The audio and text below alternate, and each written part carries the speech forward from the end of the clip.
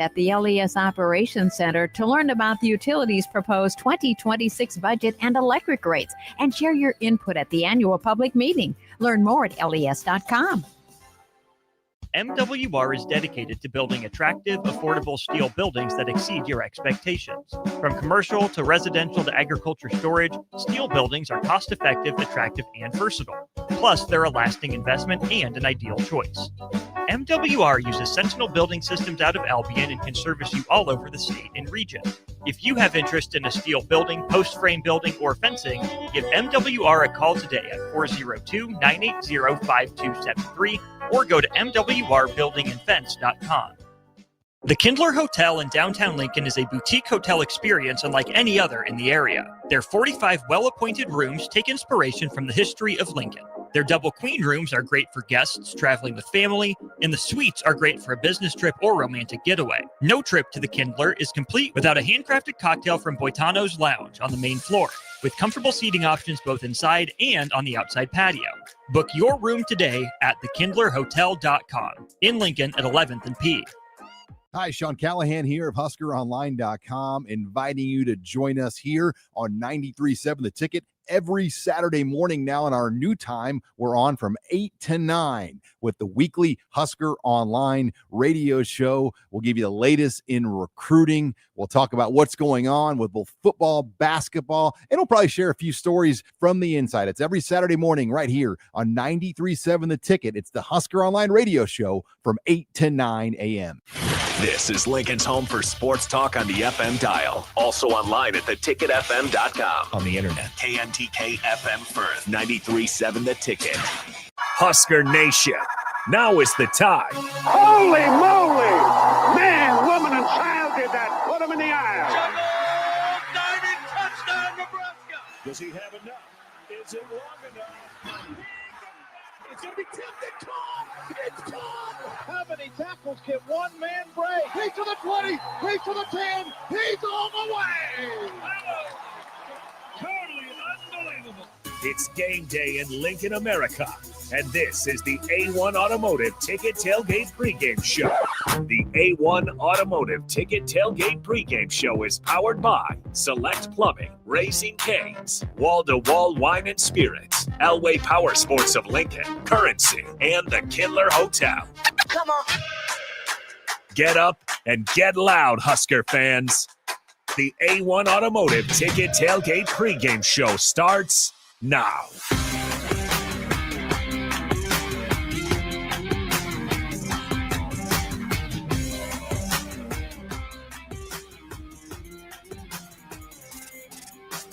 Happy game day in Lincoln, Nebraska. This is the A1 Automotive Ticket Tailgate Pregame Show. He is Steve Sipple. I am Jake Sorensen. We are 3.5 hours from kickoff at Memorial Stadium on this, I'm going to say, absolutely stunningly glorious day. Sip, I checked, I think it was 68 degrees when I walked in this building. It's not windy.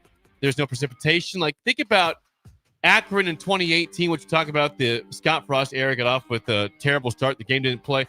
It is the complete opposite here today in Lincoln. Yeah, well, it was muggy that day, right? It was. Good afternoon to you, Jake, Hello, by the way. see you. Hello. It was muggy that day, and then the storms were rolling in, all that. We know that. And today it's crisp. It feels like a crisp fall. It feels day. like it's mid-October, and it is September 6th. It is perfect outside. Yeah, it is. It's perfect tailgating weather. There's a lot of that going on. There's just a lot of people outside. So yeah, it's glad to be here. There's a lot of football to talk about. And there's a game at 6:30. There is about 6:30 over at the big stadium. There is. And by the way, if you want to be part of the pregame show, you can always text 402-464-5685. Comment on the YouTube, Facebook, Twitter. We'd like to hear from you guys. We are 3.5 hours away from kickoff. And before we get going to that, Sip, it's already a great day for Nebraska fans because of an event that happened and ended about 20 minutes ago in Ames, Iowa. That, of course, is the Iowa Hawkeyes fell 16-13 to the Iowa State Cyclones. It was a game that appeared to be teetering in Iowa's favor in the second half, but because they are still so inept offensively, they lose the game 16-13. When I mean inept, Sip, here's what I'm talking about. Okay. They still can't pass. I think now through 2 games, they have a combined 125 passing yards. Oh, God. Through 2 games, okay? So Mark Gronowski's supposed to be the answer. He's not. He ran the ball okay. He's 235 pounds, as you heard Gus Johnson keep saying in the broadcast. He's 235. He's 235. I love Gus. It's over the top. Anyways, they get the ball sipped down 16-13 with 1:40 to go. Plenty of time to go score. Yeah. I watched it at the Kindler. Here's exactly what happened. First down, they get 5 yards. Okay. Yeah. 2nd and 5. Nice little piece. 2nd down, they have 1 timeout left. Mark Gronowski back to pass. I think he fell asleep. He got sacked. He didn't even attempt to move. That hurts. Okay. Timeout. Okay. That's a So blow. here comes 3rd and 11. All right. Surely they're not going to take a sack here, right? 3rd and 11. It looked like the exact same play as 2nd and 5 because he got sacked once again without attempting to move at all. We talk about, I hate to bring up guys in the past. Tanner Lee was a statue quarterback here, right? Took a lot of sacks. Didn't move. I thought I was watching Tanner Lee again for Iowa or Deacon Hill. Yeah. Big guy that couldn't move, didn't try to move. 4th and 18, has all day to throw because they don't rush him, and he throws the ball out of bounds. Try to throw the side, it went out of bounds. It's a bad ending. Iowa loses 16-13. Now, here's the thing. Gronowski can move. He's not fast. He can move, though. Yeah. He's mobile. I mean, he'll run it. We should mention that the Iowa State kicker hit a 54-yarder. What's his name? That's like Cornradi or something. Conradi, something like that. Let me get this right. Get it. I'm trying to find the guy's name. The guy hit a 54-yarder. He hit a 63-yarder last week against South Dakota when it didn't matter. Just an impressive kick. The kicker's name is Kyle Conradi. Okay. Yeah, and that's 54-yard and he hammered it from 54. So, and then you know what, Jake, you got to give the opponent credit. Iowa State coming up with those sacks is timely. It's clutch. That's what wins you. We always talk about this here because Nebraska's, I hate to bring it up, but, Nebraska struggled in close games. But how do you win close games? And what do we always hear from defensive coaches? Go get a sack. Make a play. They got 2 of them. That's how you win a close game. Your defensive guys, your good defensive players rise up in those moments. Maybe he froze. Maybe I don't know. I didn't see it, but the point is they made 2 sacks. They did. And I give Iowa State credit. They're 3-0, and they are moving up the polls. I was losing my mind. We'll get to Nebraska in a second. I was losing my mind because I thought, here comes the Iowa win in a game they don't deserve to win. It was 13-3 late first half. Iowa gets sacked on 3rd and 8 inside the Iowa State 10. It should be a field goal. Well, nope. Here's an unsportsmanlike conduct penalty on Iowa State. Personal foul. They get the ball at the 5, score the next play. Now it's 13-10. They tie it up 13-all. Says, here we go. Here comes the Iowa Devil Magic again to get a win. Not so fast, my friend. For Lee Corso, not so fast, my friend. You just called it the Iowa Devil Magic. Iowa Devil Magic. Oh, it is. It's some sort of, they got a voodoo doll in Nebraska, and they've got devil magic of their own, and today it failed them. So way to go, Iowa State. We're proud of you. We thank you for your service to Nebraska fans. Ames is celebrating right now. Ames is celebrating right now. Thank you, Iowa. Otherwise, some games of note before we get to Nebraska. Yeah. Big Ten wise, you want to go Big Ten or top 25? I go top 25 first. Okay, well, if you don't mind. Number 1, Ohio State, who we heard the quote from Mickey Joseph, former Nebraska assistant and player, now the head coach at Grambling, saying Grambling has a good band. They don't expect to win the game. They're down 14-zip, 7 minutes into the game at Ohio State. So that'll be a comfortable route. Oregon up 13-0 midway through the first quarter on Oklahoma State, 13-0. Okay. Oregon. Otherwise, in the top 25, Georgia only up 14-3 at half on Austin P. Is right. Games that are final in Baylor just knocked off SMU in double overtime, 48-45. They were down 38-24 start of the fourth quarter. Baylor was. Great win for Baylor. Don't remember, they lost by 14 to Auburn week 1. They look like they're going 0-2. They win in double overtime, 48-45 Baylor. Big win for the Bears and Dave Aranda at SMU. There's some recruiting credibility, recruiting credence in that area. Penn State beat FIU 34-0. That was a 10-0 game at half. Very odd. Say that again. Penn State over Florida International 34-0. Or as Bill would say, Nathan. 34 Nathan. Texas over San Jose State 38-7. That's final. How about this for a statement win for the Illinois Fighting Illini in a game that was a popular upset pick of Duke. Duke was just a 2.5-point underdog against Illinois. Illinois goes on the road and wins 45-19 at Duke. Yeah, big statement. Fourth quarter by Illinois to pull away. Statement. Indiana 56-9 over Kennesaw State. No surprise there. Texas Tech 62-14 over Kent State. Your boys FSU doing the war chant 77-3 over a school I've never heard before. East Texas A&M. Ooh, I've never heard of East Texas A&M. Probably for a reason. Little layup games, yeah. And that is your main score so far. Troy up 7-0 on Clemson in the first quarter on the road. Okay. And A&M up 44-22 on Utah State. That's your main games of note. I did see that Minnesota ran out of fireworks. They had scored so many points against Northwestern State. They ran out of fireworks, literally, as they win that game.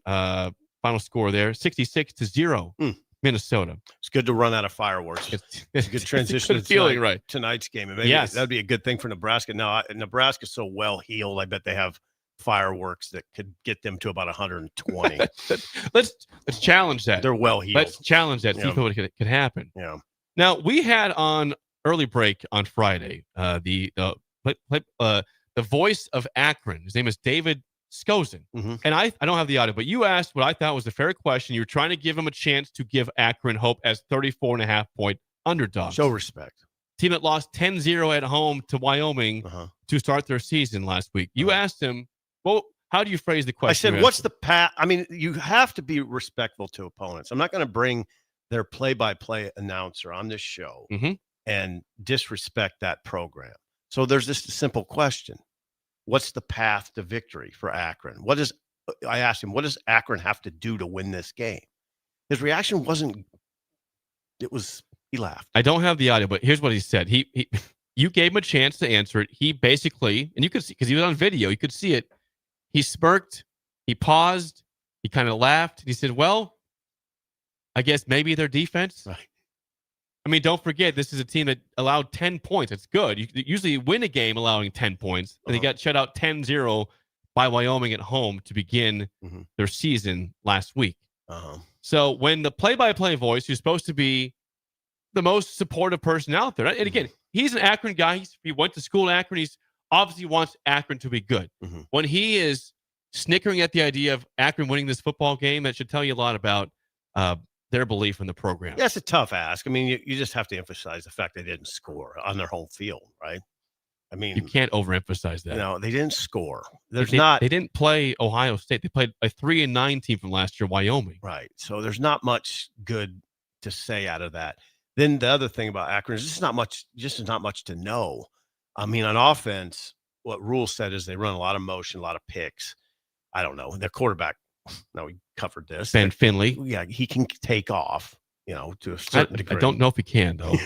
Jake, I think he can to a certain extent. I was reading it. Pause there for a second, because I was reading from Husker Online, Joseph Meyer, your colleague. Yeah. He talked to Michael Bevan, who is the Akron Beacon Journal's writer for Akron. Okay. And he said in the article that he doesn't really run. Okay. So I don't know what John Butler was suggesting. I don't either. John Butler said in the press conference this week, he's the defensive coordinator for Nebraska, that he will and he can and will take off sometimes.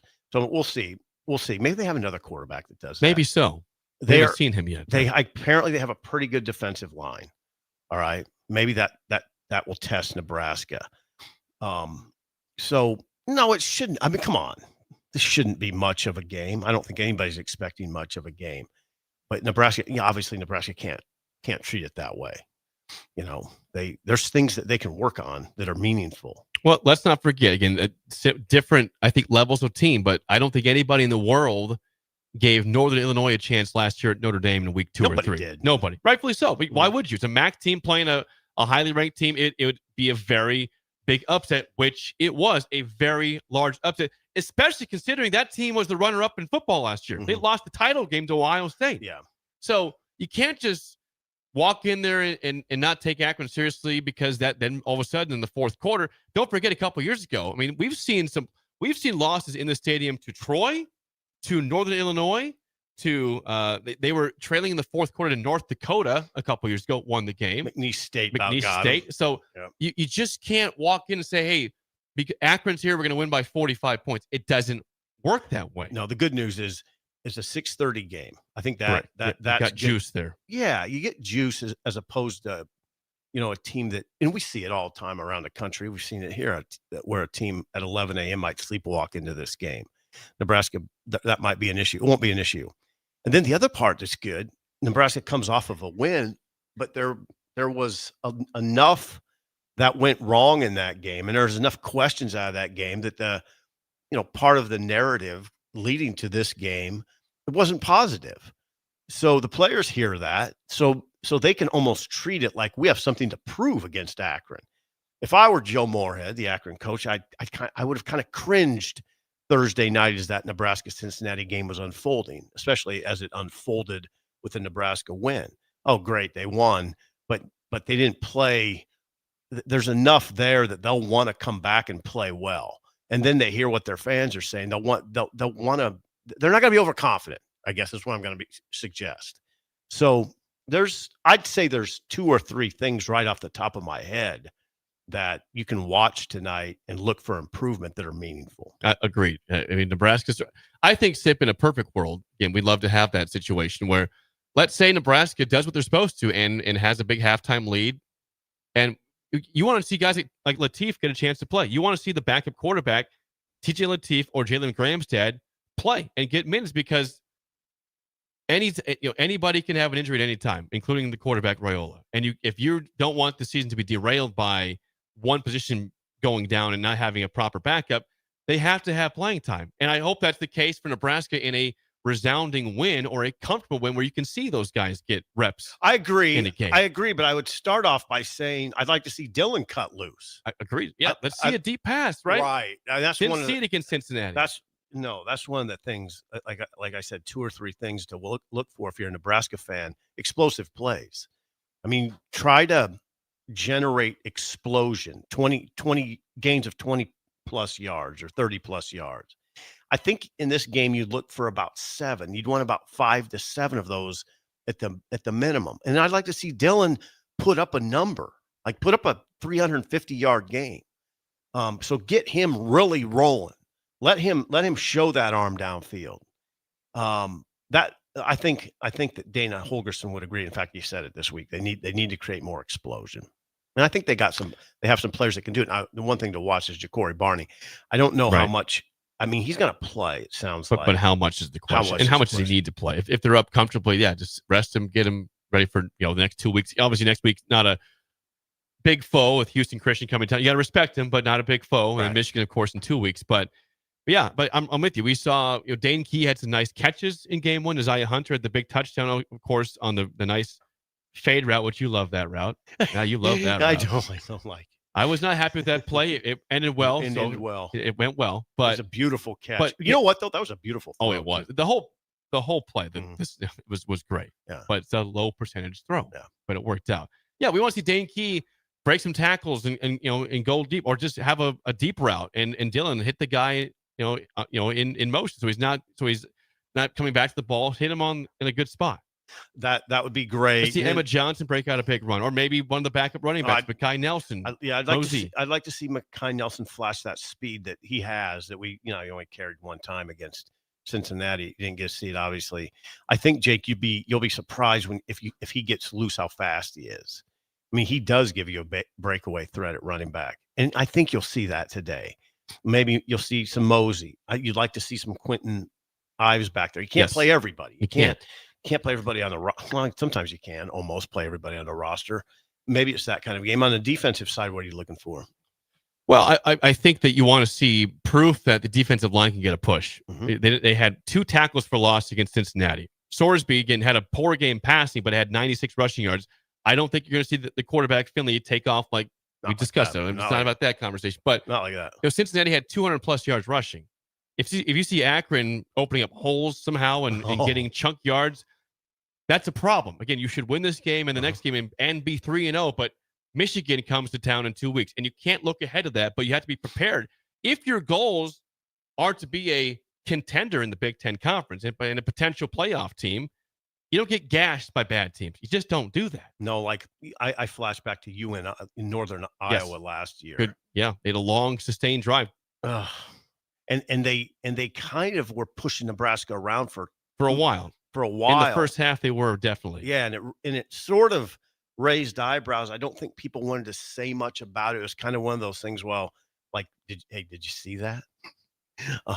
Should we talk about it? Because it's not. Nebraska won the game. It doesn't look great down there. They won, 30-3, so it was a comfortable win. But it was weird. If you watched the first half when it was in question, you and I was getting some important first downs. Their running back yards. Yeah, their running backs were falling forward for 6, for 5, and you're like, well, how are they? They're not supposed to be doing this. So you don't want to see that. You don't want to see that today from Akron. To answer the question further, again, I want to see a defensive line, get a push, get some tackles for loss, and I want to see continuation of last week's. I want to see this defense get turnovers. You're playing a weak foe. Yeah. You had 2 turnovers against Cincinnati, big ones. Yeah. One was late first half, the fumble that led to the touchdown by Naziah Hunter, and then of course to end the game, the pick by Hartside to seal the win. Like, you hope it's not in that situation where it's a tight game and a big pick wins the game, but I'm talking about can he get on top of a football on the ground? Can he force a fumble and get on top of it? Can he get a pick against a lesser foe at quarterback? You need to prove that you can become a ball hawking, turnover forcing team. They were +2 against Cincy. You'd like to see them come out of this game +5. +4 or 5, sure. Right. Down with that. And then do the same against Houston, going to Michigan about +7. That'd be great. Absolutely. And there's no reason you can't do that. No. There's not a reason in the world that Akron shouldn't turn over the ball, and they should not turn you over. The third thing I'd say, Jake, in addition to those 2, defensively, okay. I think you want to see the front 4. I'm going to say 4. Get home get home on the pass without rush. Having pressure. Yeah, without having to use pressure. And part of the reason I say that is Nebraska, I think, has a really good secondary. Keep them all back. I mean, you let those guys cook back there. Don't have to use one to blitz or whatever. Keep those guys back. But in order to do that, you got to get home with 4. And against Akron, you should get home with 4. That's one thing I'll definitely be looking for. Yeah, 100% agree. Nebraska, again, you got to get tackles for loss. 2 last week against Cincinnati. That's not going to cut it when you get to big-time games. Tonight, that should not be the case. If they have 2 TFLs, we're very concerned Monday morning on this show about what's going on with the pressure. Yeah. Well, we'll assess it. We're gonna play a game. We'll watch it close. One thing before we get out of here is before our prediction is that a big thing this week also in a game it should be a comfortable win is that you want to see more Carter Nelson with the injury to Bonner and of course Markway out for the season. It's a good chance for Carter Nelson to step up and prove he's ready to perform and make an impact on this year's team. I think after his injury, right? But I'd put Heinrich Harburg in that conversation. Sure, both those guys behind Lindenmeyer. I wonder if Carter's ready for that or if he's a week or 2 away. I don't know. They say that he's been practicing well of late, but there was that conversation this week that I did not know that in week 3 of camp, he got the dead legs, and they were concerned and not happy with the way he was playing. Now he has recently pulled out of it, according to Holgerson. So maybe that suggests he's ready right now. It's been kind of a grind for Carter. Yeah. I mean, double hip labrum surgery. He was down for 6 months. He's tried to get back. And Jake, I'm just saying, I don't know if we could say he's already all the way back. I know it go back to late July. You and I are both at the open scrimmage, the first night in pads, right? And I thought, again, that's a practice. He looked good in that in terms of fluid now and his body movement. It looked like he was moving normally. Now that was not a game. That was not but you thought at that point, hey, he's good to go. But it sounds like, yes, he's still got a little bit to go before he's fully confident and ready to use his body as he can. Here's the thing about Carter. He's such a good athlete that he's one of those guys probably could have some dead legs and still look pretty good. Right. He's really fluid athletic for a man of that size. But that would be nice to see him get turned loose a little bit. It gives some fans something to be excited about. Huskers kick off against Akron at 6:30 tonight at Memorial Stadium. Do you have a score prediction and a player of the game, Sip, for Nebraska? Yeah. 38-10. I went a little light. They don't cover the spread then. You cop, by the way, I wrote this down I have the exact same score. I'm not copying you. I wrote that down this morning. Did you? 38-10. We're a little light. I hate when we have the same score. I don't like that. But I have it written down at my house, 38-10 Nebraska. Don't cover the spread, but a 28-point win. Huh. I just picked Dylan. I mean, because I know they want him to get loose today. I think there's an emphasis on, all right, last week, Jake, the word they were drilling into his head going into the Cincinnati game was patience. Patience against that shell defense that kept the safeties way back. Now, maybe Akron will do something like that, but Nebraska against Akron still should be able to make stuff happen down the field. So I'm going to say Dylan throws for 350, 370. Keep him in there, by the way. Don't let him. I know you want to see get some confidence stats. Make him play. I'd go well into the third quarter if you're way up. I think you got to keep him in rhythm. He's still a young player. What do you think, Jacob? Well, player of the game, I'll go once again with I'll go Emmett Johnson. Okay. I think Emmett Johnson, had a really good first game. Again, if you win by a lot of points, it's hard to pick a player of the game. You have a lot of points to choose from, but I think him proving that his legs are fresh. He had a great first game, keeping that going both in the running game and receiving game. Mm-hmm. It's just proving, again, he's a valuable player that is going to be a huge part of this operation. So, again, you could pick 8 guys if they win by what they're supposed to do, but you got Dylan. I'll go Emmett Johnson. We go pretty basic. Yeah. I don't think you want to overthink it in a game like this. But I do want to see, Lindenmeyer have a nice game and Steve Nelson and your boy, Heinrich Harburg. Yeah, I'd like to see Heinrich have some catches. Get him down the seam. Get in the game. Hey, Jake, get him down the seam. Let him cook down the seam. Yes. See what that looks like. Once again, it's already a good day with Iowa falling to Iowa State, 16-13 party. Crack a beer if you're at the tailgates right now for that. Crack a beer, take a shot. It's a celebration. Hopefully it's another one tonight. Beer and a around shot. 10 p.m. when Nebraska hopefully has finished off a win against Akron to go to 2. And, that's it for us. We'll pass it off to Nick Sainer and Jay Foreman at the Kindler Hotel. Next on the A1 Automotive Ticket Tailgate Pregame Show. More next on the ticket. Fall is here, and so are cooler temps, darker evenings, and slick roads. Is your vehicle ready for the change in seasons? At A1 Automotive, we've got you covered. From tire checks, brake inspections, batteries, and heater systems, we make sure your car is road ready for the Nebraska winters ahead. Don't wait until the first frost. Schedule your fall car care checkup today and drive with confidence all season long. A1 Automotive, always honest answers. Stonebrook Exterior is your trusted partner in exterior solutions for both residential and commercial projects across Lincoln and Omaha. With over 2 decades of expertise, they deliver everything your building needs, all under one roof. From roofing and siding to gutters, wall systems, custom masonry, and metalwork, Stonebrook handles it all with precision, safety, and professionalism. Take the worry out of your exterior projects. Choose Stonebrook Exterior, where quality, safety, and service come together seamlessly. Visit stonebrookexterior.com or call 402-934-5559 to get your free quote today. Hey there, this is Paul Scheel, owner of High Electric. I want to thank our friends and loyal customers and introduce High Electric to those looking for a new electrician. We've been serving the Lincoln and Omaha area for over 30 years, from design to install, upgrades, and repair. If you are a homeowner or a small business needing some electrical work, call us at 402-466-6606 or check us out at hyelectric.com. We look forward to hearing from you. MWR is dedicated to building attractive, affordable steel buildings that exceed your expectations. From commercial to residential to agriculture storage, steel buildings are cost-effective, attractive, and versatile. Plus, they're a lasting investment and an ideal choice. MWR uses Sentinel Building Systems out of Albion and can service you all over the state and region. If you have interest in a steel building, post-frame building, or fencing, give MWR a call today at 402-980-5273 or go to mwrbuildingandfence.com.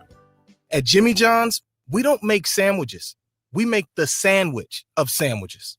We use fresh veggies because we don't hate salads. We just feel bad for them.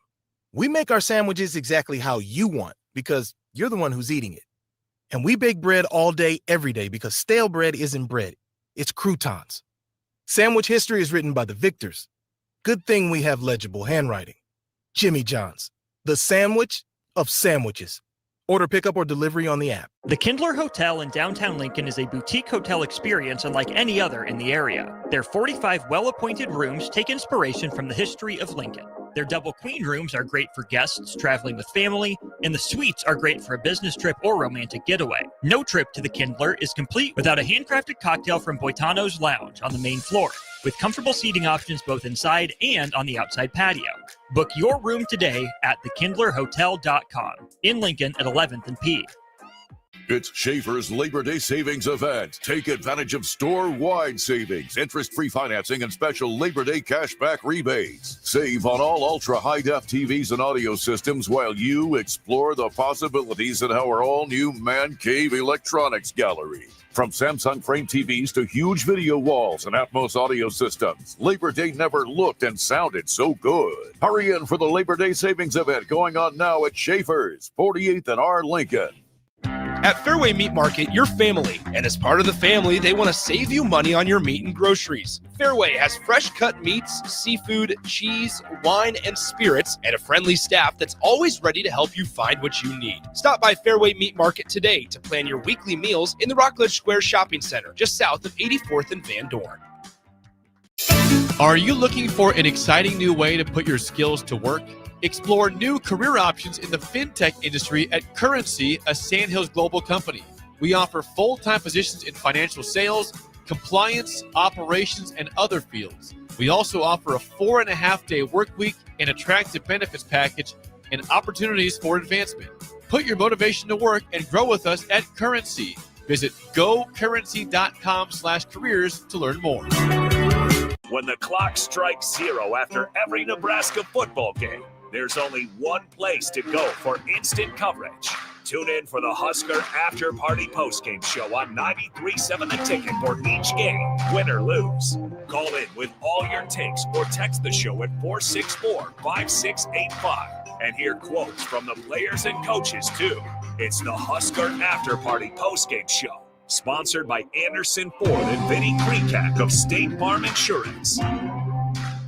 Select Plumbing and Utility has been serving Lincoln and the surrounding area for 14 years, and they're not slowing down. Select Plumbing and Utility handles all your plumbing needs, from faucets and water heaters to full renovations, and they can even help with your heating and cooling needs. They're also Lincoln's underground experts, repairing and replacing broken underground water and sewer lines since day one. Contact Select Plumbing and Utility today at 402-560-6197, assuring excellence in every situation, opportunity, and challenge. That's 402-560-6197. Wall-to-Wall Wine and Spirits is your place in North Lincoln to go for all your needs in wine, spirits, and beer. They also have a large variety of cigars in their walk-in humidor, and they have a top-notch walk-in temperature-controlled high-end wine room. Plus, you can enjoy free samples from their tasting bar. There's only one place to go for all your needs for spirits and cigars. That's Wall-to-Wall Wine and Spirits on North 27th Street in Lincoln.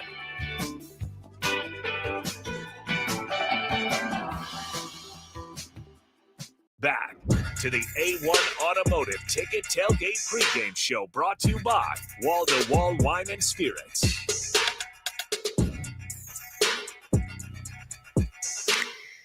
Welcome back. Home opener ahead of Nebraska versus Akron here at Memorial Stadium. 6:30 kickoff here on the A1 Automotive Ticket Tailgate Pregame Show. I see you with the Good Life hat. I see you, man. This segment, my man, live from sir. the Kindler Hotel, brought to you by Wall-to-Wall Wine and Spirits. Are you looking for the perfect sip in Lincoln? Head to Wall-to-Wall Wine and Spirits at 5040 North 27th Street, where walk-in humidor meets a temperature-controlled wine cellar, and shelves are bursting with over 3,000 wines, 2,000 spirits, 1,500 beers and seltzers, and so much more. They're open daily. Stop in and elevate your next pour from our friends at Wall-to-Wall Wine and Spirits. Jay Foreman alongside Nick Sainert here as we are getting ready for Nebraska-Akron home opener. Jay Foreman, hopefully we're doing a lot of celebrating involving things from Wall-to-Wall Wine and Spirits tonight. Yeah, Wall-to-Wall Wine and Spirits would be definitely the place to be. There's a lot of options and a lot of selection there. So I think, Nebraska will be in a good position after the game about 10:30, 11 o'clock at night, and obviously we'll put everybody to sleep with our post game show. But I think this game is important for Nebraska in the sense of not put us to sleep. We're gonna get ready get you primed up and ready. Come on now, we never put anybody to sleep, but I think this game right here is important because it's a maturity game. Of you're playing a team that obviously on paper and in reality that you're bigger, faster, stronger, and better. Better team. And so you got to go out there and really be disciplined because the points will come from being disciplined. The discipline that you display in this game will lead you to bigger and better things down the road. So it's the maturity of not only the players but the program moving forward. What type of game is this for Nebraska quarterback Dylan Raiola? Obviously had himself a nice start, an efficient start last week in the win against Cincinnati. What can a game against a team like Akron do for just still the development? Because as a sophomore, a lot of development still to have. It's more of the same. I mean, you had a good game last game. There's probably a couple plays like every single game, every single quarterback that's ever played the game of football wants back. And then, you want to keep it to 2 or 3 plays. I think that's what Dylan said and Coach Rule said. When you get up to 10, 12 plays, then obviously they would have a different evaluation of the game. So I think for him, it's just more of the same. I mean, don't go out there and force anything. Go out there and play football. I mean, it's running, blocking, tackling, and pitching and catching. I mean, that's it. I mean, you can't go out there and think like, okay, I'm going to mature or I'm going to get so much better playing against Akron. You got to go out there. Part of getting better and being the best player that you can be is being consistent. So it really doesn't matter who Nebraska plays, whether it's Cincinnati, Akron, Houston Christian, obviously Michigan, Iowa. You have to go out there and execute. Now, some teams make it harder than others, and obviously, hopefully this week against Akron is not going to be as hard, but you got to make it as easy as possible, and that comes from your preparation, but then also what you do in the moment. I guess one of the things that I've been saying all week, and maybe you can tell me I'm right, or you can yell at me and say, Nick, you're 100% wrong, to where this feels like a game to where after it, if we can sit back, regardless of what the score is, if Nebraska wins by a smaller margin, a wider margin, whatever it is, if we can look at it and say, okay, from top to bottom, they executed pretty well. Everybody gets so caught up in the spread, and Nebraska's picked to win by this score to this score. Nebraska might win this game 28-3, or they might win it 35-0. But at the end of the day, both of those things can be true, and it comes down to execution. You want this game to be very, very clean. Yeah. Low penalties, high execution. Obviously, you want to increase the explosive plays. Obviously, Coach Dana Holgerson has talked about that extensively. I think all offseason through training camp, and obviously after the first game. But the only way you get those explosive plays is by upping your percentage of execution, and not only execution, doing it with some energy and obviously physicalness as well. And so, I think right now is the scoreboard should not matter. I mean, the way that Nebraska is trying to play the game of football is you want to be physical, you want to lower the the mistakes, and you want to win situational football, and that's why they put an emphasis on bringing in Mike Eckler and obviously the punter and kicker and all that type of stuff. You want to make sure in all 3 phases or more than above average, but then obviously in the plus margin, because one of the phases are going to have to win a game throughout the season. So this game right here, if you're solely worried about the scoreboard, the game could be well in hand. They make a couple plays against some guys that hadn't played much, and then the guys that hadn't played much turned it on, and then now you're happy, but then you haven't even recognized hopefully the work or the good execution or what I call a clean game by the defensive special teams early in the game. That's what's most important. Yes, we need to score points. The game is the win and lose. Yeah. We want to score as many points as possible, but I want you to do it the way that you're coached, and then obviously not to go out there and try to get yours. Let's get ours, and at the end of the day, everybody will be happy. I think there's a large group of us that follow this program that hope to see some of the younger guys play. And when you look at these next 2 weeks, and with it, the 4-game redshirt rule, which we're all very comfortable now because that's been instituted for a couple of years now. But when you look at Akron and you look at the next game after that with Houston Christian as an observer, not in the locker room, if you're one of those younger guys, you're sitting there saying you're itching to get in today at some point, right? But the starters have to take care of the job. And then when the younger guys come in, I'm excited to see what some of them can potentially do. Yeah, exactly. If I'm a backup, I'm putting all the pressure on the starters. You guys better do what you need to do so I can go in there and show everybody what I can do as well. And a lot of players have probably been watching and waiting to show not only the fans, but more importantly, their teammates and then obviously the coaching staff and everybody else what they can do in these next 2 weeks, and particularly this week because it's the most important game against Akron. You're itching to do it, but when you get out there, I always say this, man, the best teams, operate individually, think collectively, and that's what they have to do. And whether it's your first, second, or third team, all of them have to do the same. Because if you go out there and try to force it, doesn't matter if you're playing Akron, Houston Christian, or in Cincinnati last week, or Northwestern in a few weeks, or Maryland, it will not work out for you for the long term. And so ultimately, you got to show maturity from top to bottom, right? And that's first team to third or fourth team, and in every single player from 1 to 100, that you can be effective out there and be, a trustworthy player. And so that's what everybody should be itching to do. And yes, you're right. I want to see the depth of the team. Yeah. I think that's one of the things that was appealing about Matt Rule coming here, the development. And so you want to give guys the chance, whether they're, truly freshmen, redshirt freshmen, a junior that's kind of worked through the process. You want to see guys go out there and be effective from first quarter to the fourth. Who are a couple of those guys for you? Because we've heard a lot about guys like Isaiah Mosey, obviously, who got 2 touches last Thursday. And because of Dana Holgerson's decision, they chose to go heavy with Emmett Johnson, and that's fine. Cortez Mills, we've heard a lot about him.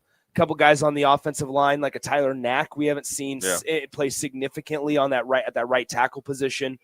Who are some of those younger guys for you that when you look at the depth of the roster, whether it's offensive or defensively, you sit there and say, okay, hopefully Nebraska's in a position to where we get to see some of those players. Yeah, I want to see the starters do well first, but then when you think about it, primarily you want to see what TJ Lateef can do. Not only this week, but next week. And you're going to go out there without a doubt. There's 80,000 people, 90,000 people are going to be in there. He's going to be nervous. So you expect a little bit of, stub your toe, as an analogy. But then you want to see improvement from this week to next week. I want to see a Quinn Clark. I want to see,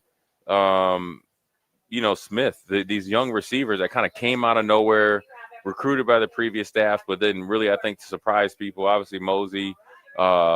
You want to see those guys, and defensively, I want to see, I want to see Merritt. He came in as a high 4-star recruit. His dad's a defensive back coach with the Chiefs. He has a tremendous amount of ability. He can play all 3 downs. He can be a thumper if you need him.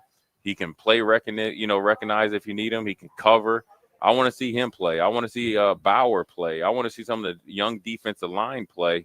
So you can see what you can possibly see not only later in the season, but possibly in the future. I'm really fascinated just by the conversation surrounding TJ Lateef, just because, and every quarterback that Nebraska has brought in over these last couple of years and through the portal classes, because we all know the situation around Dylan Raiola. I mean, he's essentially, if this was a professional organization, he's the franchise quarterback, right? So to have a guy like TJ Lateef, who was heavily recruited out of high school in California, and it was not just one that they just went to go get out just to fill out the roster. Right. I mean, this is a guy to come in and truly develop, as we talk about, and potentially contend down the road for the starting job. Yeah, with whoever it may be. Dylan Raiola included. Because then TJ Lateef, from a competitive standpoint, isn't coming in and say, I'm good sitting for a couple of seasons. Yeah, listen, you don't want – first of all, let's be honest. There's nobody on the team right now that should feel like they've made it. Mm-hmm. There's some guys that have done some things at other places and here that puts them a little bit, with a leg up, but nobody should feel like they've made it. That's the good thing about this team. Everybody has to go through the process of proving yourself. TJ Lateef as well. You come from a pretty prominent high school. You come in from California. Are you the real deal? You never know when you have to play. He's not thinking that he can't win the starting position or be the starter at Nebraska. And so I like it, that aspect as well. And so everybody should be going out there to try to prove themselves. TJ Lateef, as much as anyone. And I say this from my experience, obviously playing in high school, college, and the pros. Nobody loves anybody more than the backup quarterback. That's true. You're the most popular guy on the team. You better be the nicest guy on the team. Everybody looks at you like you have the ultimate tennis, and you never lose a point. You do some good things in practice. That's just because you're a backup. You do some good things in the game. is because you finally got an opportunity. You don't play well, you haven't got enough practice reps. You do really play well, they should be starting you. So a backup quarterback is a great position to be in. Once again, this is the A1 Automotive Ticket Tailgate Pregame Show. This segment live from the Kindler Hotel. Make sure you grab your stay here in one of their 45 well-appointed rooms. It's a beautiful spot, great spot to get some drinks as well before and after the Husker game at Boitano's Lounge. This segment brought to you by our friends at Wall to Wall Wine and Spirits. Nick Sanders alongside Jay Foreman here. All right, Jay, when we look at when we look at the one of the position groups that you're most interested in seeing, we talked about the development week to week, right? Yeah. And that we all know how popular it is and cliche it is. Here, boy. I know how cliche it is to come out and say so much development and growth can go from game 1 to game 2. Right.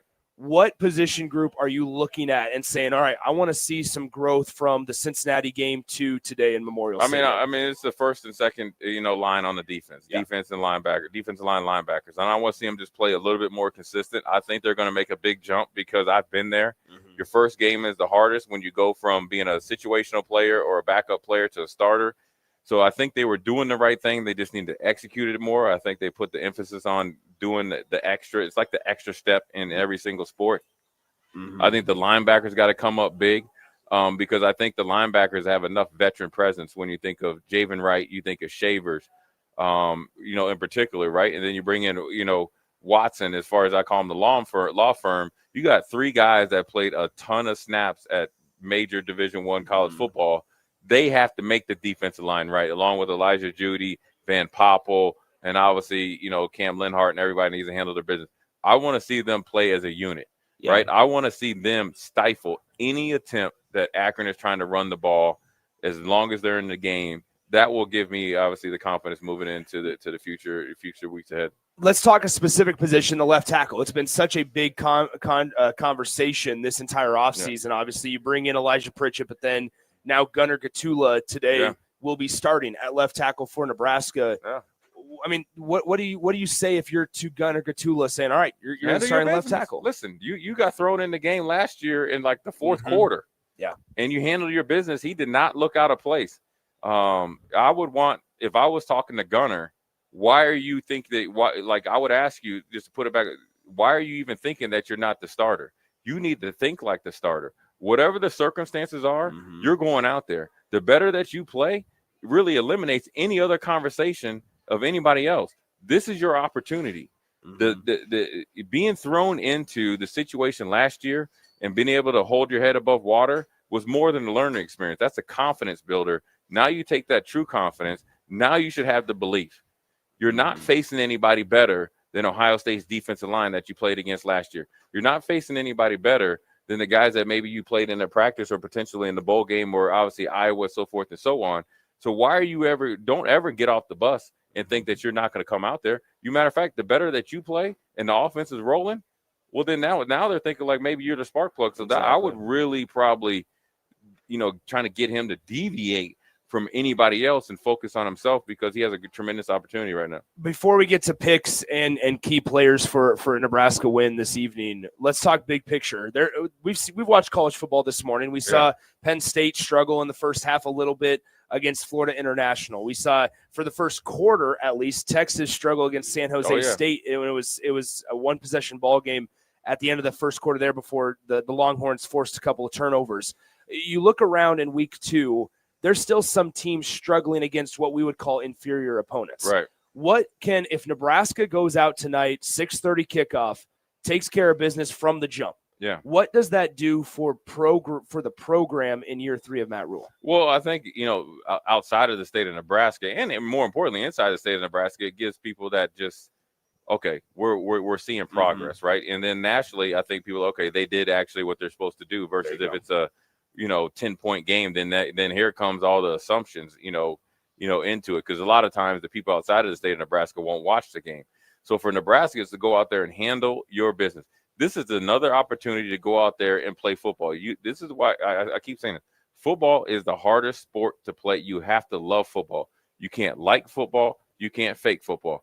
You practice and train 95% of the time to play games 5% of the time. So no matter if you're playing Akron, Ohio State, Alabama, Michigan, whoever, they got to get it. and you got to go out there and play and execute. And this is just another step to prove yourself and really prove yourself right. All the talking in the offseason, that was great. That was fun, right? I call it the cupcake time. Now it's time to really get down to the meat and potatoes. And week 2 is a big step for them to show something outside of, the recruiting and all that. Is showing the maturity of the program and the players. For Nebraska to win, who needs to play well? I think the offensive line needs to play well. I need to think they need to play better, and I'll make it real simple. The defensive line needs to play better and play well. They do, then it's the score and the spread or whatever it is, and it's not just the starters. Yeah. It's the guys that go in. And the standards got to be the standard. They will win as many games as they want, depending on how they play as a group, offense and defensive line. For any goal that they set out for the rest of the season. Let's do predictions. I'm going to take Nebraska heavy in this one. I think Nebraska will go out. I think we're going to be able to have that conversation after the game and say, okay, Nebraska did go out and do the thing that they were supposed to do. Yeah. Who knows if they cover the 34.5 or whatever the spread is nowadays. But I do think it's something to the tune of a 35-42 to 3-7 type of game. Yeah. Nebraska will score, and I think they're going to air it out. I think we're going to see Dylan maybe chuck it around the yard a little bit. Yeah. And I think we're going to see the defense be able to force a couple of turnovers and it be a game where we get to see depth in the fourth quarter, which we want to see. How about you? Yeah, I think it's going to be a 45-10 game. Okay. I think Nebraska's obviously going to have it, well in hand, and obviously then it'll be a dogfight down the stretch. But I think Nebraska, the backups and the depth of the team will show, and I think also you'll see something big out of special teams. I think this is a great game to be even extremely really, really aggressive in special teams and see what you can do to really turn the tide. Really, maybe be the springboard to an avalanche of points. That's an area that won last week. Last thing before we get out of here is the punt return. The punt return was one area in special teams that the coaches talked about it when they talked to the media earlier this week, but was one area Ja'Cory Barney wasn't able to do a whole lot in the punt return game. Now, might have been partially it was because he was banged up, and we'll see how much Ja'Cory can go today. But ultimately, that's an area where the special teams wasn't very good last week, but the kicking and the punting was a positive everything line. Outside of punt return was really, really well. And you know what? You got to give Cincinnati credit. I mean, they knew who Ja'Cory Barney is. They're not covering to say, let's see what he can do. They're covering to shut him down. You put your starting slot receiver back there for a reason. But ultimately, the coaches know better than what we could say. And so, they need to improve on that. But every week, you're looking for improvement, whether it's offense, defense, and then in particular the 4 different core special teams groups. So we'll just see what happens. We are just a little over 2.5 hours away from kickoff over in Memorial Stadium, about a block and a half north of where we are at the Kindler Hotel for the A1 Automotive Ticket Tailgate pregame show. This segment brought to you by our friends at Wall to Wall Wine and Spirits. Are you looking for the perfect sip in Lincoln? Head over to Wall Wine and Spirits at North 27th Street, where walk-in humidor meets a temperature-controlled wine cellar and shelves bursting with over 3,000 wines, 2,000 spirits, and 1,500 beers and seltzers. Wall-to-Wall Wine and Spirits is open daily. Stop in and elevate your next pour. Nick Standard alongside Jay Foreman, both of us predicting for a Nebraska victory, and they will improve to 2-0. We're going to go ahead and get out of here, make our way over to Memorial Stadium. Up next on the A1 Automotive Ticket Tailgate pregame show, Adam Carricker and Austin Orman. They will take you up until about 4:30 p.m. Central Time from the Kindler Hotel. This is the A1 Automotive Ticket Tailgate pregame show on 93.7 The Ticket and theticketfm.com. Fall is here, and so are cooler temps, darker evenings, and slick roads. Is your vehicle ready for the change in seasons? At A1 Automotive, we've got you covered. From tire checks, brake inspections, batteries, and heater systems, we make sure your car is road ready for the Nebraska winters ahead. Don't wait until the first frost. Schedule your fall car care checkup today and drive with confidence all season long. A1 Automotive, always honest answers. The Kindler Hotel in downtown Lincoln is a boutique hotel experience unlike any other in the area. Their 45 well-appointed rooms take inspiration from the history of Lincoln. Their double queen rooms are great for guests traveling with family, and the suites are great for a business trip or romantic getaway. No trip to the Kindler is complete without a handcrafted cocktail from Boitano's Lounge on the main floor, with comfortable seating options both inside and on the outside patio. Book your room today at thekindlerhotel.com in Lincoln at 11th and P. Oh, Kansas. Here we go. Second half today. You just don't stop giving, do you? Green flag, we're underway. The closest finish in NASCAR Cup Series history. Close to downtown, amazing campgrounds. 3 NASCAR races in one weekend, and it's the playoffs. God can't drive. Now you're just showing off. But we're not mad. In fact, we're looking forward to it. NASCAR Playoffs Weekend at Kansas Speedway, September 26th through the 28th. Get your tickets now at kansasspeedway.com. I'm Kirk Herbstreit, and today I'm eating Raising Cane's. Herbstreit's in the drive-thru again. Oh, hey, Kirk. What can I get you today? I want a solid bench of 4 chicken fingers that are real difference makers. Sprinkle cut fries with dynamic ridge patterns, Texas toast, and cane sauce with an air of smugness that comes from knowing you're the best. Now back to you, Todd. So the usual. Make Raising Cane's part of your game day lineup. One love. It's game on at Elway Power Sports of Lincoln, Nebraska's premier power sports dealership. Stocking top models from Can-Am, Kawasaki, Honda, Polaris, CF Moto, Suzuki, Yamaha, Indian Motorcycle, Sea-Doo, and Triton trailers.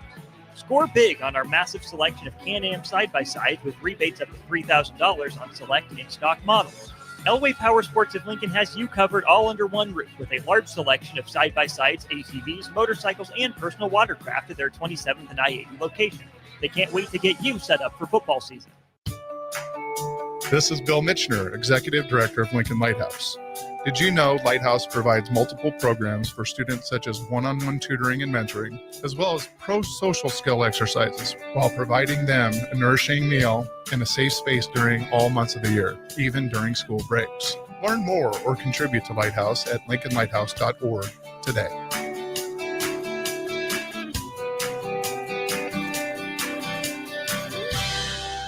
When the clock strikes 0 after every Nebraska football game, there's only one place to go for instant coverage. Tune in for the Husker After Party Postgame Show on 93.7 The Ticket for each game, win or lose. Call in with all your takes or text the show at 464-5685 and hear quotes from the players and coaches, too. It's the Husker After Party Postgame Show. Sponsored by Anderson Ford and Vinny Krekak of State Farm Insurance. Select Plumbing and Utility has been serving Lincoln and the surrounding area for 14 years, and they're not slowing down. Select Plumbing and Utility handles all your plumbing needs from faucets and water heaters to full renovations, and they can even help with your heating and cooling needs. They're also Lincoln's underground experts, repairing and replacing broken underground water and sewer lines since day one. Contact Select Plumbing and Utility today at 402-560-6197, assuring excellence in every situation, opportunity, and challenge. That's 402-560-6197. Hi, this is Tom Osborne. Join me on September 23rd and dine at your favorite local Renza in support of Teammates Mentoring. 10% of Renza sales on September 23rd will benefit your local Teammates Mentoring chapter. Teammates Mentoring helps students reach their full potential by providing a caring adult mentor to meet with them once a week in school. Thank you for your support of Teammates Mentoring. We will see you at Runza on September 23rd. Are you looking for an exciting new way to put your skills to work? Explore new career options in the fintech industry at Currency, a Sandhills global company. We offer full-time positions in financial sales, compliance, operations, and other fields. We also offer a 4.5-day work week, an attractive benefits package, and opportunities for advancement. Put your motivation to work and grow with us at Currency. Visit gocurrency.com/careers to learn more. Are you ready for a new opportunity? Check out Sandhills Global. Join a dynamic team where your skills are valued and your career can soar. We offer full-time positions with a 4.5-day work week, competitive pay, excellent benefits, and a positive work environment. From IT and marketing to sales and finance, we're looking for talented individuals like you. Apply today at sandhills.jobs and take the first step towards an exciting future. That's sandhills.jobs. Don't wait, apply now. Are you facing a legal problem and don't know where to turn? You need trial attorneys you can trust. Liberty Law Group's experienced trial attorneys will handle your case with professionalism and compassion. Whether you've been accused of a crime, injured in an accident, or threatened with a lawsuit, you can trust that Liberty Law will be there for you. Call to find out how Liberty Law can help you. Call 877-42-LIBERTY. Call the trial attorneys you can trust. 877-42-LIBERTY. Are you tired of living in pain?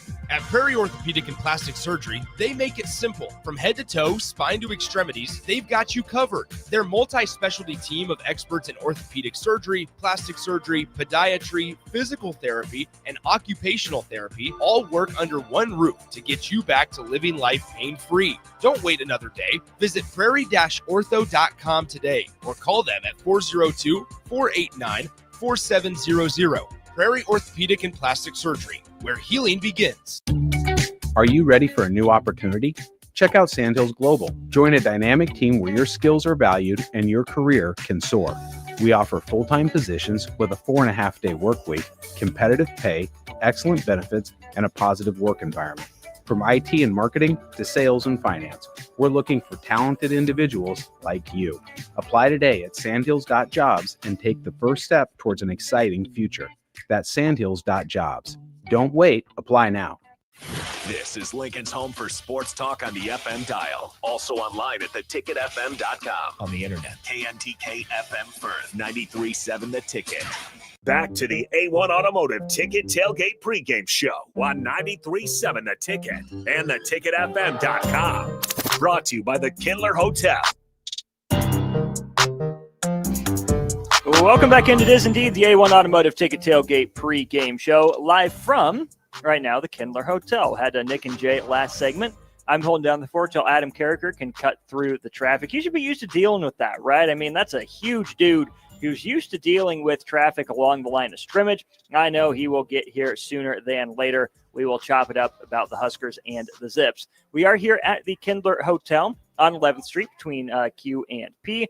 Book your stay today at the Kindler Hotel in one of their 45 well-appointed guest rooms that provides luxury in the heart of downtown. Enjoy a drink at Boitano's Lounge while you're here and take in the outdoor patio. Book your stay at thekindlerhotel.com. A huge thank you, a huge shout out to Mary Beth and the entirety of the staff here at the Kindler, making sure we, as always, have a fantastic experience. We are out there on the patio. If you're in town on your way to the game, make sure you walk by on 11th Street. We are there. We will certainly give you a shout out, give you a wave at the very least.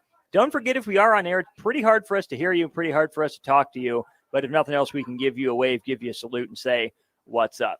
Again, thanks to the Kindler ahead of Nebraska Akron. Go to thekindlerhotel.com to learn more. I promise I'm not texting on my phone here if you're watching on stream, but we have some information to give you about the Akron Zips, led here for now the fourth year by head coach Joe Moorhead. Matt Rule shouted out Coach Moorhead in his weekly press conference the last time these two teams played. These two coaches faced off, I should say. Matt Rule was at Temple, and Joe Moorhead was at Fordham. Fordham, former Nebraska opponent in the relatively recent past, actually ended up walking off Temple with a late touchdown. There's a 30-29 game. Joe Moorhead and Fordham, the Rams, took down Matt Rule and the Temple Owls. Joe Moorhead helped use that to catapult himself, up to Penn State, as well as, I believe, then to Mississippi State. He was the head coach there for 2 years, 14-12 overall. Made bowl games both years, Outback Bowl and Music City Bowl, before ultimately being fired after just those 2 years. He bounced around coordinating, coaching, hanging in there in the coaching industry for a few years. Got another head coaching gig, though, here at Akron. Took over in 2022. Began his tenure with a couple of 2-10 seasons. And then just last year, a good step in the right direction for the Zips. They do end up winning 2 more games. Now, that only gets them to 4-8. Not exactly a world-beating number, but certainly a step in the right direction for Joe Moorhead and Akron. Last year, 20.4 points per game scored, 120th out of 134 teams, and then 384 points allowed, 111th out of the same 134 teams. Of course, last week, Akron had a fascinating game, if you will, against Wyoming. Not exactly easy on the eyes. It was a 10-0 Cowboys win over the Zips. That game did end up taking place in Akron. For the Zips, the leaders for that one, Ben Finley, the quarterback, back for another year under Joe Moorhead. just 16 of 38 passing, a near Fetty Wap stat line, only 139 yards, 3.7 average per attempt, and then a quarterback rating of just 7.9. Not 70.9, not 79, 7.9. Akron didn't run the ball much better at all. 28 carries for 89 yards, actually fewer yards per attempt on the ground than they had through the air. Marquise Williams got 6 carries, totaled 30 yards on those carries. Sean Patrick also up over 5 yards per carry, 5 for 26. Michael Johnson Jr., 4 for 21. Jordan Gant dragged the average down a little bit, 6 carries for 19 yards. And then Ben Finley, 6 rushing attempts, mostly as credited as sacks for -4 yards. It did have a long of 11, though, and that's something that the Matt Rule has touched on when it comes to Nebraska's issues. Of course, when you look at them against Cincinnati, it came in the quarterback running game. Not exactly how Nebraska drew it up against Brendan Sorsby in Cincinnati last week. Ben Finley will not present the same type of challenge, but like pretty much any capable quarterback in this modern era of football, you got to be able to tuck it down and run when you have a lane available to you. I don't think Ben Finley is going to be nearly as explosive or dynamic on the ground as Brendan Sorsby was for Cincinnati last week.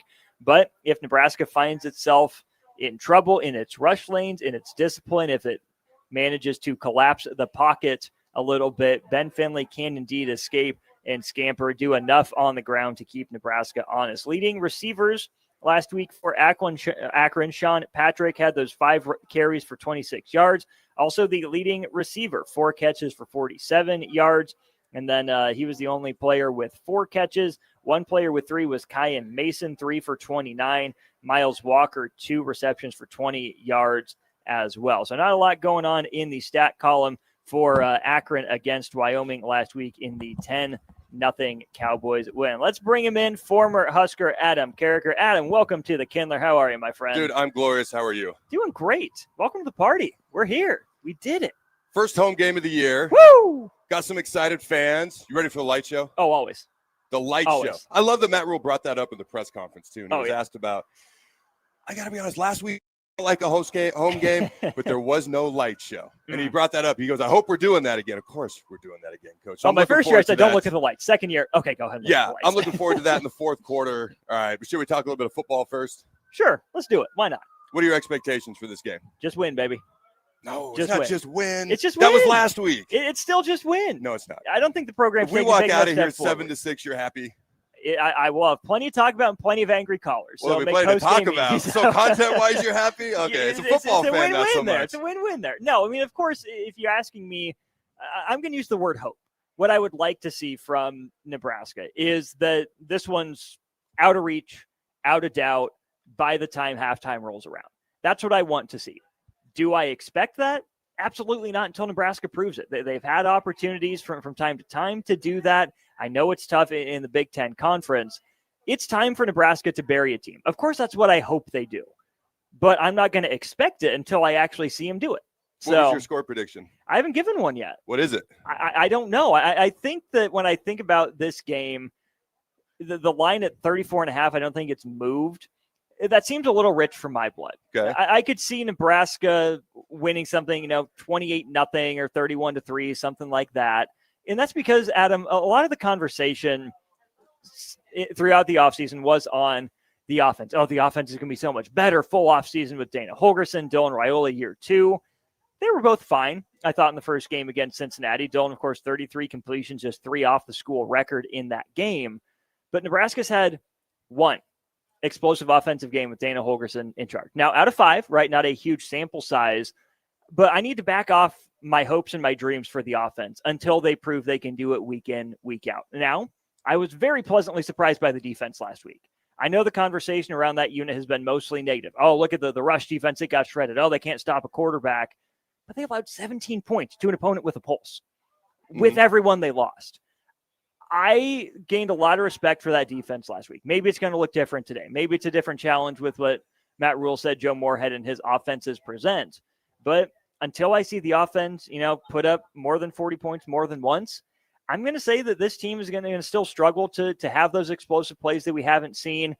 They'll still shoot themselves in the foot with the penalties sometimes in drives. today's a great opportunity to clean that up and get me back on that road to having those higher expectations I think I have. So we're about 2 hours from game time. Do you have an official score prediction then? I'm still in that range of, 34-3, something like that. I'm not banking on Nebraska pitching a shutout. That's hard to do. Nebraska's had opponents of Akron quality before and not done it. Do you remember the last shutout Nebraska pitched? Actually, I just talked about it the other day. Arizona Holiday Bowl. Indeed, the Nebraska's back and we're here to stay game. That's right.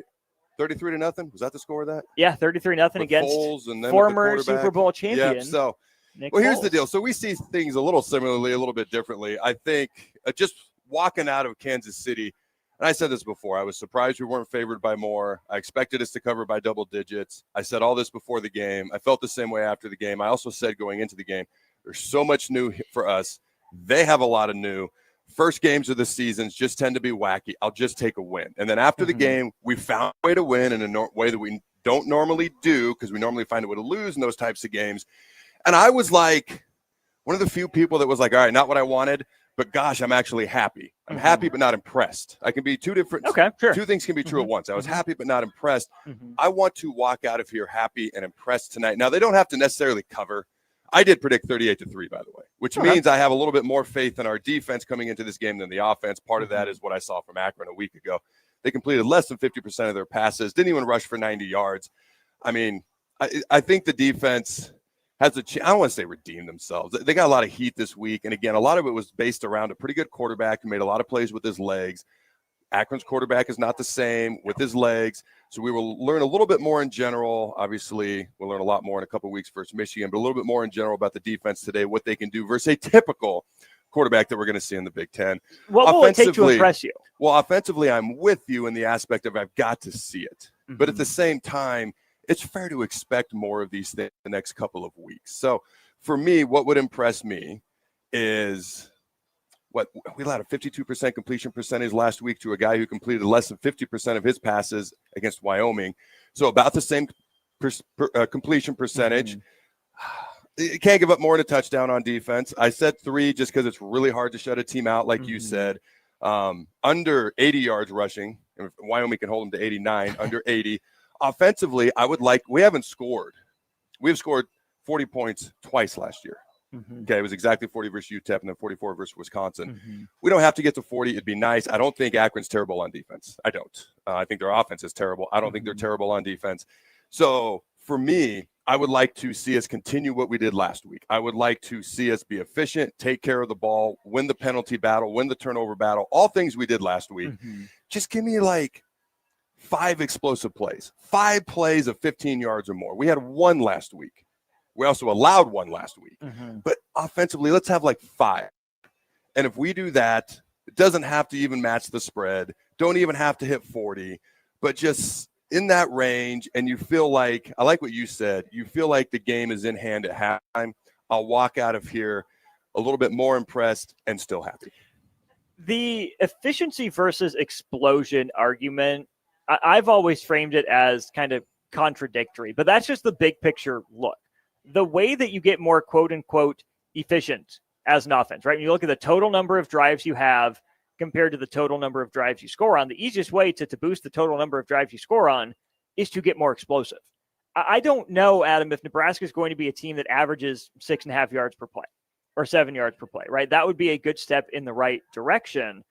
But what Nebraska has to do then is create some more of those explosive plays, right? If you're not going to be able to do it time after time after time and execute your way down the field, you got to strike gold, which Nebraska hasn't necessarily consistently done. And I'm curious to see against a team like Akron that, sure, maybe Wyoming's not the best offense in the country, certainly not even, prime Josh Allen at Wyoming levels of offense in the country for them. Defense did held up, allowing 10 points to anybody. Also pretty difficult in a 60-minute football game. So I'm really curious to see if that Nebraska offense can stay on track, if it can execute its way down the field. And maybe Nebraska only gets, 7, 8, 9 drives just with the way they think they want to establish the run the ball. That's not a whole lot of possessions in a football game. But if Nebraska scores 2/3 of the time, sure, maybe the total numbers won't end up being as gaudy as fans want. But if Nebraska scores on 6 out of 9 drives or 7 out of 10 drives, that's a huge step in the right direction of efficiency. It's a big step in the right direction. That's kind of why I said, because everyone's talking about explosive plays. Sometimes that can lead to pressing, and sometimes you're going to try to do things you wouldn't normally do. Then you get a false start, and a 2nd and 1's a 2nd and 6. Instead of running it, you get an incompletion. Now it's 3rd and 6. Now you're off the field when you could have been deep 20 yards down the field later because you already had the first down 2 plays ago. Yeah. So I don't want to press. I don't want to force it. I want to maintain discipline with I was impressed. 4 penalties game 1 of the year. I think it was 3 for us, 4 for them. Both sides was actually pretty good. All right, the turnovers, at some point we're going to commit a turnover, knock on wood. Hopefully it's not too many. But what if they don't? But what if they don't? The whole year? Yeah. But what if they don't? That would be amazing. Are we talking real life or video game stuff here? My point is I want them to maintain what they did well and just keep getting better at the things you need to get better at, which is why I didn't say, give me 8, 9 explosive plays. Just give me 5. That's only 4 more than you did last week versus a team that probably is not as athletic as what you saw a week ago. Your ideal world, do more of those come from the pass game or the run game? I don't care.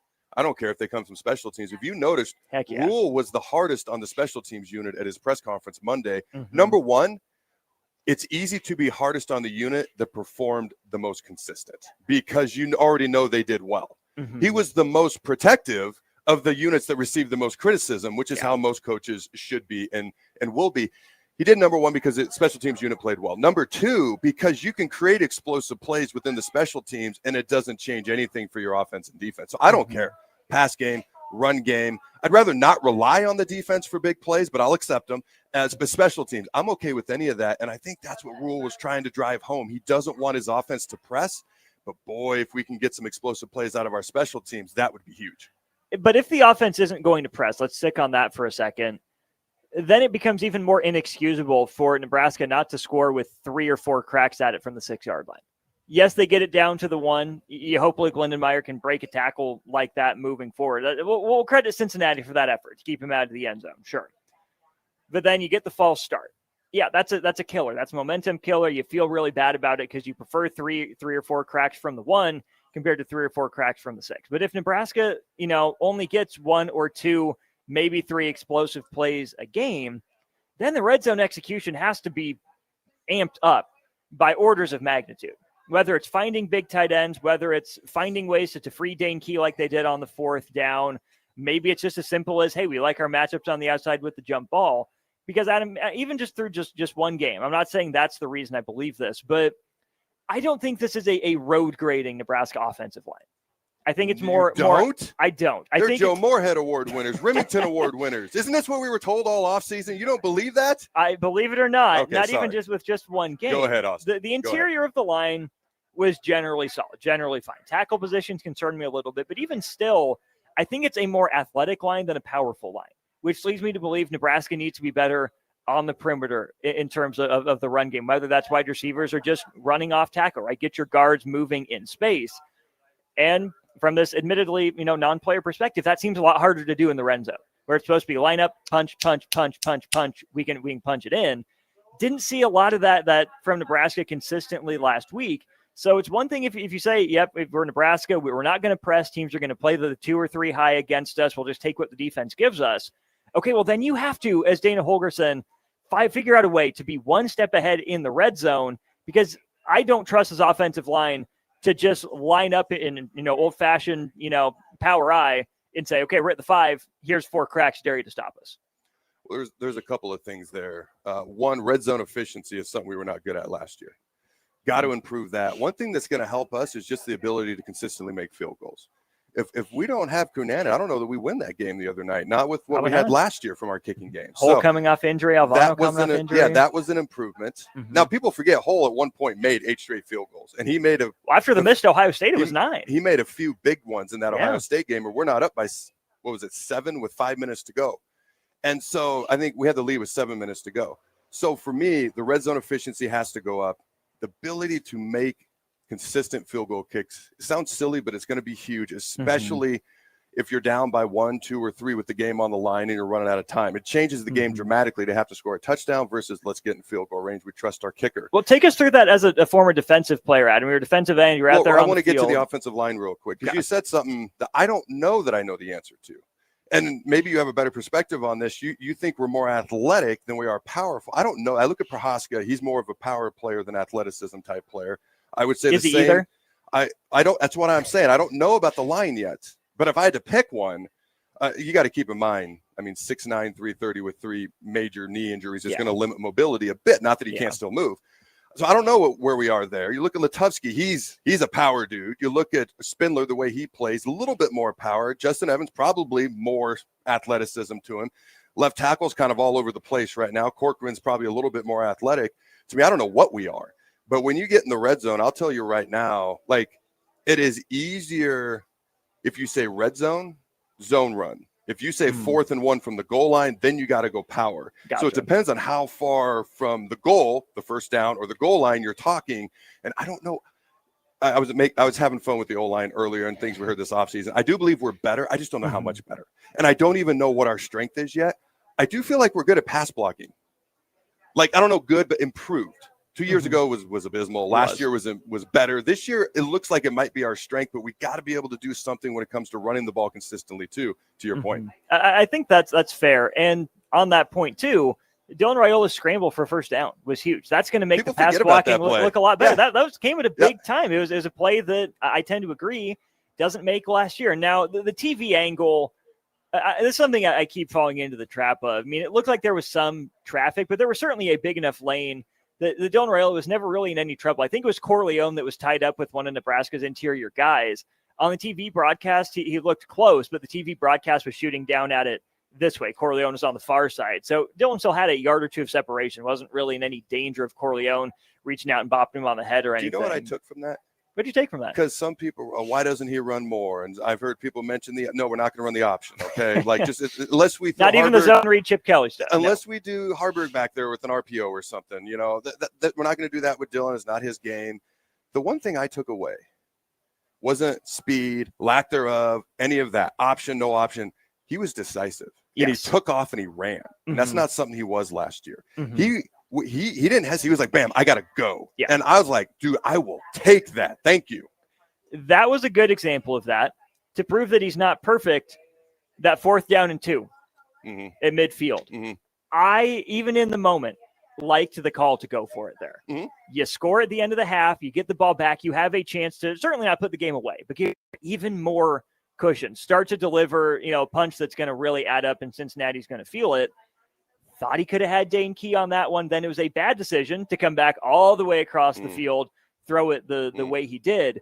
But I think that what you're talking about, the decisiveness and how quickly he does it, is the fruit of the offseason labor with Dana Holgorsen.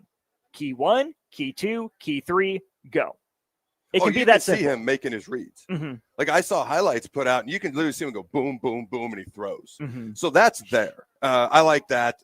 I don't know that it's an improvement from last year because he would hold the ball a long time.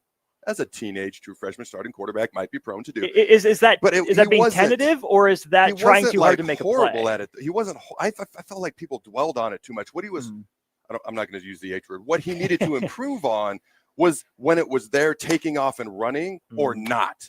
That's when he was indecisive. When he was going through his pass reads, it wasn't horrible. It's just faster and more efficient this year. And if he's got a lane and he'll just take off and go, dude, what if he ran somebody over this year? Because that's not Dylan. Like, what if he just, okay, we had the slide at USC, and when do I go out of bounds? What if he ran somebody over at that point? That wouldn't ignite a sideline. That would ignite a state if he ever did that. I'm not going to say it's out of the question.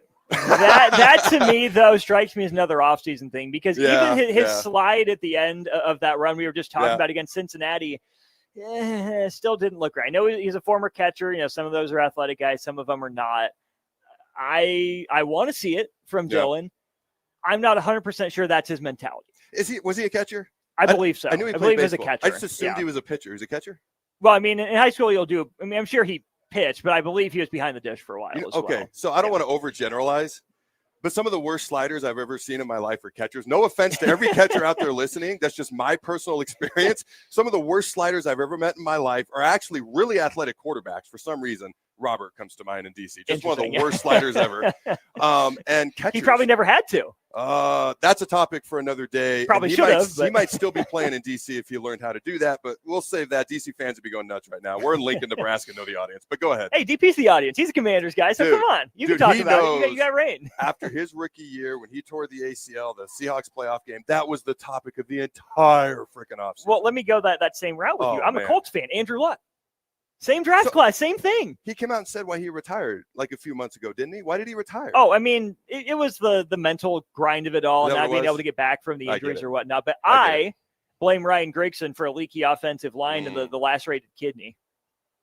Would you say the last-rated kidney? Kidney, yeah. Okay. That was, I think, the last one, that in the shoulder. I saw the clip on YouTube, Yeah. but I never got to watch the video of what he actually said. I just saw Andrew Luck finally tells why he retired early. I never actually watched it, though. Now I know. It's just a bummer. I mean, two potentially generational quarterbacks, same draft class. Dude, absolutely 1-2. like that. They went 1-2. Just because they're on athletic sliders. That's crazy to me. He's now the GM of Stanford football. His head coach is Frank Reich. Oh, that was I Yeah. didn't know. I thought you were going to Yeah. tell me, and then you paused. Okay, I didn't know who the head coach was anyway, Former so we got Colts it head wrong. coach, So yeah, Frank Reich. a lot of Colts connections there. At Stanford. Yeah. All right. Hey, they're in the ACC. That's ridiculous. Let's get back to Nebraska football. All right, so my official score prediction is 38-3. What'd you say, 31-3? I'll give Nebraska credit for 34-3. So a lot of people were getting on me for not predicting 40 points for Nebraska. All I'm going to say is you made a great point, and I talked about this earlier this week because I put out a video addressing Nebraska's defensive concerns. One of the first 2 points I made was every NFL defensive meeting room I was in, couldn't think of the words, the goal was 17 points or less per game. They gave up 17 and 275 total yards allowed per game or less. They gave up 271. Now, there's a lot of leakiness, not a lot of explosive plays that we allow, but a lot of leakiness, which is cause for concern, especially when the game's on the line in the second half. But the defense did a lot of good things. Is it weird that coming into the season, I said the offense should be ahead of the defense, but going into this particular game, and some of it has to do with the opponent, I trust the defense more than the offense at this moment in time. Coming into this game. Yeah, see, I was in a similar boat with you where I said the offense needed to be ahead of the defense for Nebraska to get where Nebraska fans thought Nebraska should be or could be. Offense, I'll take Matt Rule and Dana Holgerson's word for it. Took what the defense gave them. Okay. And maybe that's a sign of maturity, that they didn't force it, that they still were able to hold on to the ball. But at the end of the day, you're judged by the number of points you score as an offense, right? As a team, you're judged by the number of games you win. But as an offense, with the buzz around Dana Holgerson, I'm not saying Dana's washed. I'm not saying he's lost. I still think there's a good offensive mind in there. But college football's changed since the last time he was strictly an OC. His personnel's changed. It's not the same. And he's still essentially, today will be the halfway mark of his first season at Nebraska. Today, Adam, is his 6th game. You know, this is where you get to your halftime adjustments as an offensive coordinator. And yes, I know they had all spring, all winter, all summer, and now all fall camp to get to it. So I guess I was more impressed with the defense. And I don't know if that's because my bar was so low for them or my bar was so high for the offense. That's interesting. I don't know more that most people were more impressed with the defense. Again, relative to expectations. I walked away. Well, with all this preseason college football playoff 10-2, 11-1 hype, I was like, people. Let's not. I went out on a limb and predicted 9-3, and I'm sticking with that. I'm sticking with that mostly out of stubbornness, and we'll see what happens. We should be 3-0, and going into Michigan, so we're a third of the way to that 9-win total. But I was like, we should expect 8 wins. You know why? Because we won 7 last year. We got to at least be getting better. So I said 8-9. And so I think my barometer for expectations was a little bit different than some folks, which is why, again, I just wanted to walk away with the win last week. But now I'm like, we got to get better. Indeed. And so I want to walk away not just happy, but more impressed this week, really impressed the following week. And then we'll learn about our team against Michigan. We also got to walk out of here now because I'm getting yelled at by Farrell. Let's do it. That'll do it for this segment from the Kindler. Really appreciate them, their hospitality, their generosity. We are here for every home game, 11th Street between P and Q. He's Adam Carricker. I'm Austin Norman. More A1 Automotive Ticket Tailgate pregame show after this. Fall is here, and so are cooler temps, darker evenings, and slick roads. Is your vehicle ready for the change in seasons? At A1 Automotive, we've got you covered. From tire checks, brake inspections, batteries, and heater systems, we make sure your car is road ready for the Nebraska winters. ahead. Don't wait until the first frost. Schedule your fall car care checkup today and drive with confidence all season long. A1 Automotive, always honest answers. Stonebrook Exterior is your trusted partner in exterior solutions for both residential and commercial projects across Lincoln and Omaha. With over 2 decades of expertise, they deliver everything your building needs, all under one roof. From roofing and siding to gutters, wall systems, custom masonry, and metalwork, Stonebrook handles it all with precision, safety, and professionalism. Take the worry out of your exterior projects. Choose Stonebrook Exterior, where quality, safety, and service come together seamlessly. Visit stonebrookexterior.com or call 402-934-5559 to get your free quote today. Hey there, this is Paul Shield, owner of High Electric. I want to thank our friends and loyal customers and introduce High Electric to those looking for a new electrician. We've been serving the Lincoln and Omaha area for over 30 years, from design to install, upgrades, and repair. If you are a homeowner or a small business needing some electrical work, call us at 402-466-6606 or check us out at hyelectric.com. We look forward to hearing from you. At Jimmy John's, we don't make sandwiches. We make the sandwich of sandwiches. We use fresh veggies because we don't hate salads. We just feel bad for them. We make our sandwiches exactly how you want because you're the one who's eating it. And we bake bread all day, every day because stale bread isn't bread. It's croutons. Sandwich history is written by the victors. Good thing we have legible handwriting. Jimmy John's, the sandwich of sandwiches. Order pickup or delivery on the app. When the clock strikes 0 after every Nebraska football game, there's only one place to go for instant coverage. Tune in for the Husker After Party Postgame Show on 93.7 The Ticket for each game, win or lose. Call in with all your takes or text the show at 464-5685 and hear quotes from the players and coaches too. It's the Husker After Party Postgame Show, sponsored by Anderson Ford and Vinnie Krekak of State Farm Insurance. Midwest Bank is proud to serve Nebraska communities for over 70 years. We're a community bank making local decisions, supporting community organizations, and helping businesses succeed, with 10 locations throughout the state, from Wisner to Deschler, Norfolk to York, and right here in Lincoln too. Whether you're opening a checking account, buying your first home, in need of an ag loan, or in search of cash management services for your business, we're here for you. Your community, your bank, Midwest Bank. Find out more at midwest.bank. Member FDIC. I'm Kirk Herbstreit, and today I'm eating Raising Cane's. Herbstreit's in the drive-thru again. Oh, hey, Kirk. What can I get you today? I want a solid bench of 4 chicken fingers that are real difference makers. Sprinkle cut fries with dynamic ridge patterns, Texas toast, and cane sauce with an air of smugness that comes from knowing you're the best. Now back to you, Todd. So the usual. Make Raising Cane's part of your game day lineup. One love. It's game on at Elway Power Sports of Lincoln, Nebraska's premier power sports dealership. Stocking top models from Can-Am, Kawasaki, Honda, Polaris, CF Moto, Suzuki, Yamaha, Indian Motorcycle, Sea-Doo, and Triton trailers. Score big on our massive selection of Can-Am side-by-sides with rebates up to $3,000 on select in-stock models. Elway Power Sports of Lincoln has you covered all under one roof with a large selection of side-by-sides, ATVs, motorcycles, and personal watercraft at their 27th and I-80 location. They can't wait to get you set up for football season.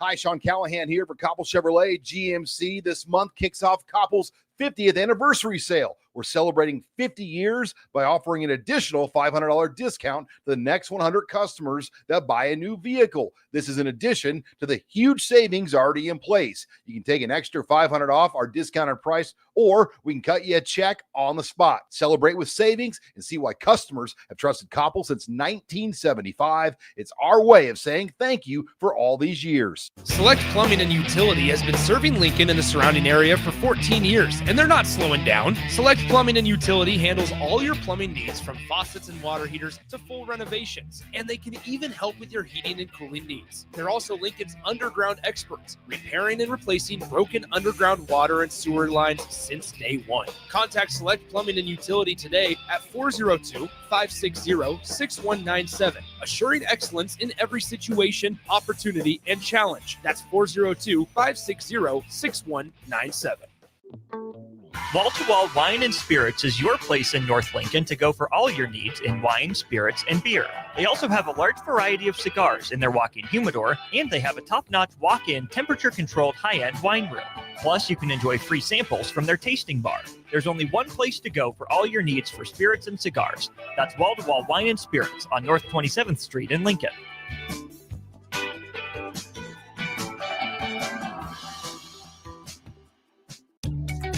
Are you ready for a new opportunity? Check out Sandhills Global. Join a dynamic team where your skills are valued and your career can soar. We offer full-time positions with a 4.5-day work week, competitive pay, excellent benefits, and a positive work environment. From IT and marketing to sales and finance, we're looking for talented individuals just like you. Apply today at sandhills.jobs and take the first step towards an exciting future. That's sandhills.jobs. Don't wait, apply now. Back to the A1 Automotive Ticket Tailgate Pregame Show, brought to you by Elway Power Sports of Lincoln.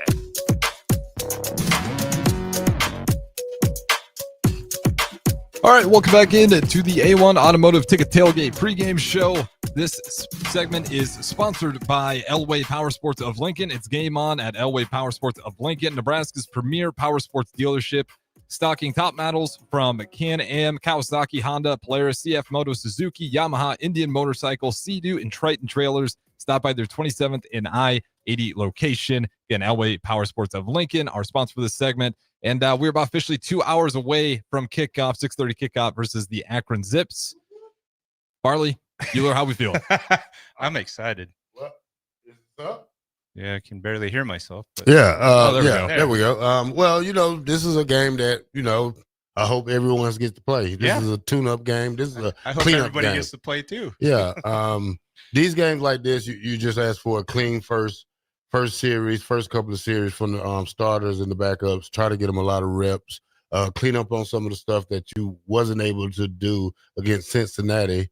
And in special teams, try to be great at that. Try to run one back. If you're gonna run one back, this is probably the game to do it. Not saying just because opponent wise, but you've seen how close you was last week to breaking one, and this is just a cleanup game for me. Yeah, well, and I said it this morning. Did we learn from our mistakes last week? Right. This is a great time to figure that out. Right. Can we be disciplined? Can we do the small things right against a team that we should overpower, right? So it's the time to do that. Can we take that step forward? That's what I'm looking for. I'm looking for the backup kickoff team to get out there so I can watch number 32 play. All right. But, so I'm excited. The light show, that's going to be fun. It always is. Let's see what they came up with this year. Hopefully it's a little different than last year. Yeah. I think one of the biggest things I want to see is I want to see Dylan throw the long ball. I want to see him connect with Dan Key, one of the new guys. Isaiah Nair. Not Nair, but what's his name from Cal.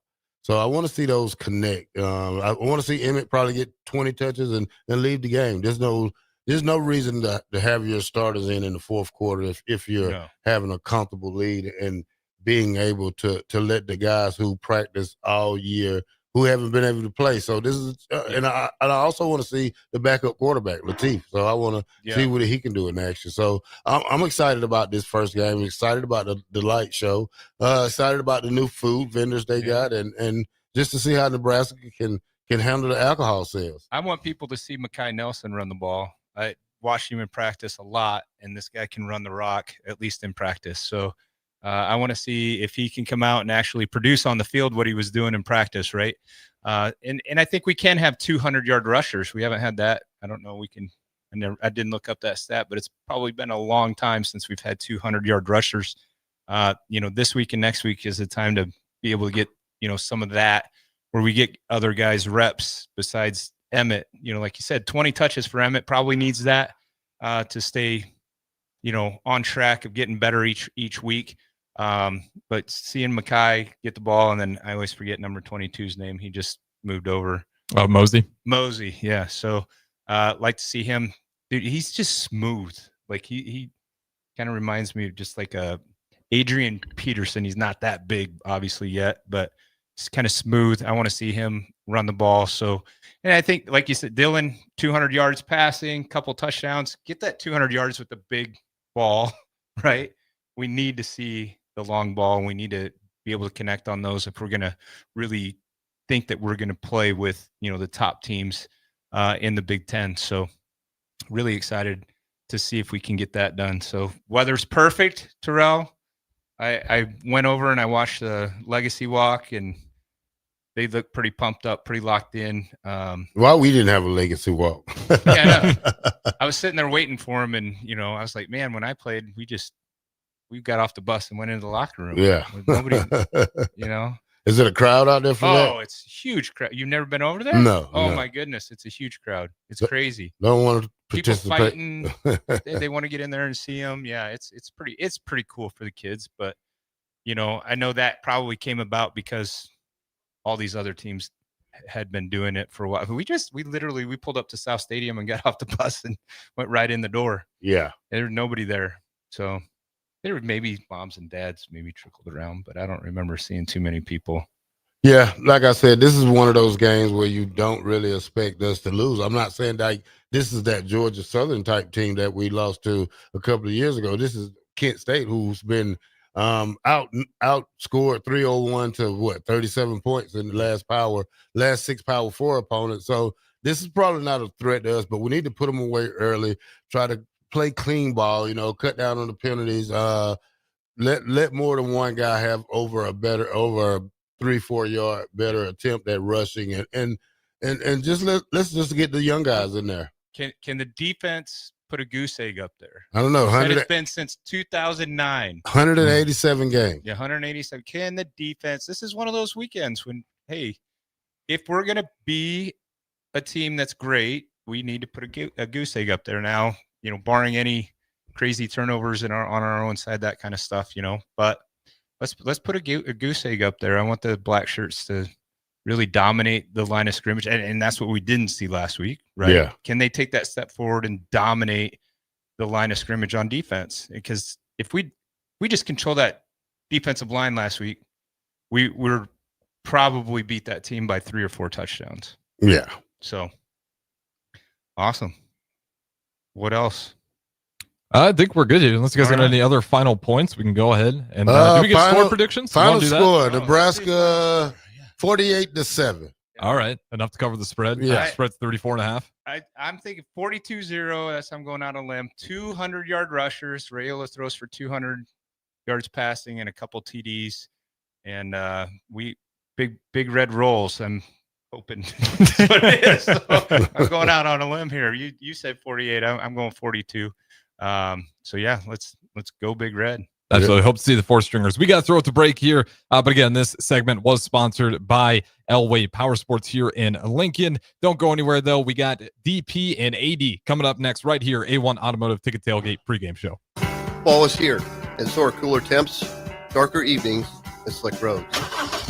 Is your vehicle ready for the change in seasons? At A1 Automotive, we've got you covered. From tire checks, brake inspections, batteries, and heater systems, we make sure your car is road ready for the Nebraska winters ahead. Don't wait until the first frost. Schedule your fall car care checkup today and drive with confidence all season long. A1 Automotive, always honest answers. It's game on at Elway Power Sports of Lincoln, Nebraska's premier power sports dealership. Stocking top models from Can-Am, Kawasaki, Honda, Polaris, CF Moto, Suzuki, Yamaha, Indian Motorcycle, Sea-Doo, and Triton trailers. Score big on our massive selection of Can-Am side-by-sides with rebates up to $3,000 on select in-stock models. Elway Power Sports of Lincoln has you covered all under one roof with a large selection of side-by-sides, ATVs, motorcycles, and personal watercraft at their 27th and I-80 location. They can't wait to get you set up for football season. At Jimmy John's, we don't make sandwiches. We make the sandwich of sandwiches. We use fresh veggies because we don't hate salads. We just feel bad for them. We make our sandwiches exactly how you want because you're the one who's eating it. And we bake bread all day, every day because stale bread isn't bread. It's croutons. Sandwich history is written by the victors. Good thing we have legible handwriting. Jimmy John's, the sandwich of sandwiches. Order pickup or delivery on the app. Stonebrook Exterior is your trusted partner in exterior solutions for both residential and commercial projects across Lincoln and Omaha. With over 2 decades of expertise, they deliver everything your building needs, all under one roof.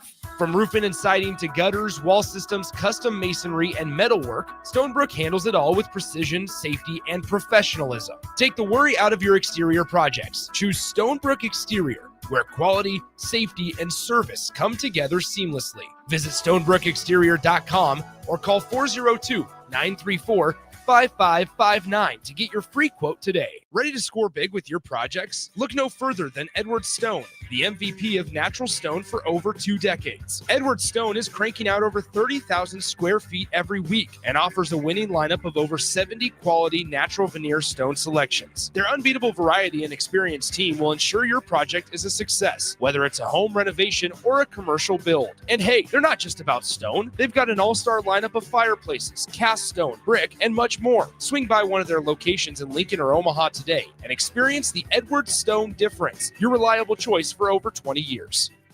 This is former Husker and NFL linebacker Jay Foreman. For years, I've suffered from degenerative problems in both of my ankles, but thanks to a thorough and thought-out plan provided by Advanced Medical Imaging, I was able to get my life back with the least amount of pain as possible. While working through multiple options, the team of physicians at Advanced Medical Imaging were there to answer any questions I had. If you're experiencing any pain at all and want to get your life back, go to amimaging.com or give them a call at 402-484-6677. Advanced Medical Imaging, located at 7601 Pioneers Boulevard. The Kindler Hotel in downtown Lincoln is a boutique hotel experience unlike any other in the area. Their 45 well-appointed rooms take inspiration from the history of Lincoln. Their double queen rooms are great for guests traveling with family, and the suites are great for a business trip or romantic getaway. No trip to the Kindler is complete without a handcrafted cocktail from Boitano's Lounge on the main floor, with comfortable seating options both inside and on the outside patio. Book your room today at thekindlerhotel.com in Lincoln at 11th and P. It's Schaefer's Labor Day Savings Event. Take advantage of store-wide savings, interest-free financing, and special Labor Day cashback rebates. Save on all ultra-high-def TVs and audio systems while you explore the possibilities at our all-new Man Cave Electronics Gallery. From Samsung frame TVs to huge video walls and Atmos audio systems, Labor Day never looked and sounded so good. Hurry in for the Labor Day Savings Event going on now at Schaefer's, 48th and R. Lincoln.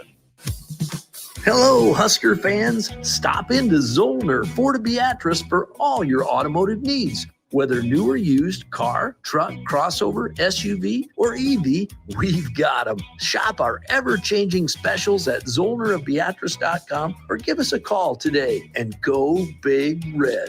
We are Zollner Ford Beatrice, Nebraska's volume dealer with the hometown service you expect. When the clock strikes 0 after every Nebraska football game, there's only one place to go for instant coverage. Tune in for the Husker After Party Postgame Show on 93.7 The Ticket for each game, win or lose. Call in with all your takes or text the show at 464-5685 and hear quotes from the players and coaches too. It's the Husker After Party Postgame Show. Sponsored by Anderson Ford and Vinny Krikak of State Farm Insurance. Are you looking for an exciting new way to put your skills to work? Explore new career options in the fintech industry at Currency, a Sandhills Global company. We offer full-time positions in financial sales, compliance, operations, and other fields. We also offer a 4.5-day work week, an attractive benefits package, and opportunities for advancement. Put your motivation to work and grow with us at Currency. Visit gocurrency.com/careers to learn more. Back to the A1 Automotive Ticket Tailgate Pregame Show on 93.7 The Ticket and theticketfm.com. Brought to you by Raisin Cane's.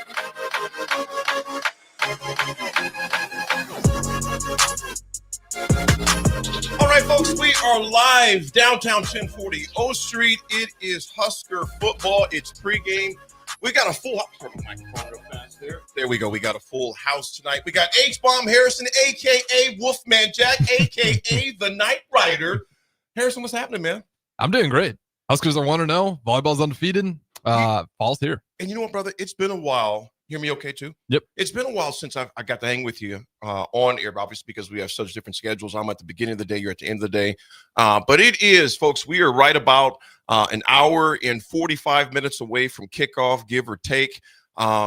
It's you know it's game day in Nebraska because traffic and construction is full tilt. So if you're on your way downtown, be careful. Take some extra time. Everybody's trying to get to the same place. For the most part, there's 80+ thousand people that are heading right down here. So be careful, watch your back, etc. It's awesome to be here this afternoon. I got my cousin Philip Davis in from Mobile, Alabama. What's up? Hello. Good to be back home. Philip, absolutely. You guys moved from here in Nebraska to Mobile in what year? Yes, it was 1981. 1981. Yep. So it's been a minute. So let me ask you this. They have not burned Alabama down yet, have they? No. Things are tense in the state of Alabama where football is concerned. Let me tell you. Where you guys live in Mobile, is it more Roll Tide or is it more War Eagle? Probably more Roll Tide, but it's split probably 50-50, and it is one of the most intense rivalries I've ever witnessed. It is crazy. They love their football down there just like we do, here in Nebraska. Absolutely. Folks, we know we love our football here in Nebraska. Harrison, this week has been intriguing because last week, it would seem like it was probably, in my opinion, I would say it was 60-40. 60% of the fans were like, hey, we got the dub down there in Arrowhead. We did what we had to do. I got my cousin Gideon in the house, my cousin Brett in the house. They are huge Chiefs fans. It's okay. They're going to be all right. We got that tail whoop last night in San Paulo, but the Chiefs are going to be just fine. And the Chargers look good. Got my brother Daniel in the house. What's up, bro? But Harrison, there were some fans, 60% were overall pretty happy with Nebraska because you got the win. Because in my opinion, H-Bomb, we would have lost that game the past 10 years previous. What's your thoughts on that, man? Yeah, I fell on the same one. I was born in 99, so it's a little bit different for my generation. A win's a win. You want it to look pretty. You want to have Dylan Morrell see a bunch of explosive plays, but I think Cincinnati right now is up 21-3 versus Bowling Green. So Cincinnati's a good team. Wow. I mean, it's a Power 4 opponent. When was the last time we went 1-0 with a Power 4 opponent, that first game on the schedule? Yeah, I think you have to go quite a ways back. I think 2009 or something crazy. So, no, a win's a win. You want to win by a lot. But again, week 1 to week 2, I'm a big believer that's where you're going to see your biggest jump. So what we saw versus Cincinnati, I think those guys will keep getting better. And the most important thing, you got to win. Nebraska prior to last week was 5-25 since 2018 in one-score games. 5-25. Wow. I will take the win and get the heck out of Arrowhead and say that we got this done. You know what I'm saying? You take on Akron Zips, and they also feature a sometimes, I call it sometimes Wildcat. They feature the young man, I think his last name is Jackson, and forgive me if I'm wrong on that. But they do some Wildcat action as well. Akron, I know some people looked at that score last week when they played at home against Wyoming. And Wyoming basically stole that game in the last few minutes of that game with an interception as Akron was actually trying to score. Some people are saying, okay, if they did that to Wyoming, what are they going to come here? Austin, here's my thoughts. Philip, here's my thoughts. First of all, Nebraska cannot play with their food today. Now, I know we have the 34.5 point spread. I think it's 35 right now. It's 30. It might be maybe it moved up, but it was 34.5 last time. 34.5. Here's my thing. Philip, I'm going to ask you this. I'm going to ask you both this. I don't care if they don't win by 34 or 35. Right. But you better not be, slinging it out and slugging it out in the fourth quarter either. There you go. Which my thing is, Phil, if you win, 21-28, I'm fine with that. If it's anything under, I'm going to say this to guys. If it's anything under 20, I'm going to be a little concerned if they're slugging out. Absolutely. Yep. What do you think, H? I want to see the 4 stringers and a win. Yes. That's what you're looking for in these games. Can we get the other guys? Can we get them reps? Because to your point, the last thing, you just don't want to be, what was the Georgia Southern, where you're sitting there in the fourth quarter and it's 40-40. And all of a sudden, that's when that team becomes dangerous because Georgia Southern sitting there, they have no business being in that game. And there they are, all the confidence in the world, complete opposite if you're Nebraska. So yeah, you don't want to be in that environment. You can't walk into those games. You got to be hungry for it. And that's how you get those absolute blowout scores. Eric, come on, man. My boy, Eric, we family almost, man. Eric goes, OAD, hates blue-collar workers that do construction now. E-Money, you know that ain't true, man. I'm blue-collar. Me and Philip, our dads were both janitors. In fact, right. Philip's dad is the one that literally saved my dad's life. Long story short, when their uncle that me and Philip never knew, or Daniel never knew, Uncle Walter was killed in Pittsburgh. Uncle Donald was stationed here at the Air Force Base, right by the airport, Air National Guard. Got my mom and dad out of Pittsburgh, and hence why I would say that both of us are here as far as that goes, because Uncle Donald got out of Pittsburgh. So it's a whole God thing, blessing thing. But so we love blue collar. And our families, we're cleaners, man. Yes. Yep. We're cleaners. His dad moved to Alabama and started a cleaning company. Now the guys, what is it, Davis and Sons? Davis and Sons still going on. Yep. Still going on strong. Yep. You guys with that game, and then who is it right here? John in Cortland says, plus side, you still have Mr. Swift. Yes, we still have Mr. Swift. We will take that. Old Dad 34, what's up, brother? He goes, win by 35, more Horp. And you know what, Mr. Old Dad, I would hope they would do that. It'd be nice. Another thing that I'll tell you what I am concerned about, though. And I'm not going to say scared. I'm going to say cautiously concerned, the D-line. Harrison, we've heard that. Philip, we've heard that ad nauseum all week. And because Sorsby was very elusive for Cincinnati, we kept the running backs in check. We kept them to 17 points. But on third and longs a number of times, and second and longs a number of times, Sorsby continued to keep them on the field with guys getting too far upfield. The one that reminds me the most here, Harrison, too, and this is not picking on this kid because he's going to be a heck of a linebacker. McGahee one time I think he was dang near in the east section of the stadium at one time. He got so lost. They've got to play gap integrity and gap conscious football, in my opinion, on that for the D line. Yeah, that even last year you saw it. Like, even as great as that defense, the only times we got into trouble were we're over pursuing on that edge, because we saw it last year with Luke Altmaier and he was cutting us up left and right. Kind of saw a little bit of that again with Cincinnati, and we got less talent there in my eyes. We'll see if those guys can develop, but you don't Ty Nash, those guys are NFL guys for a reason.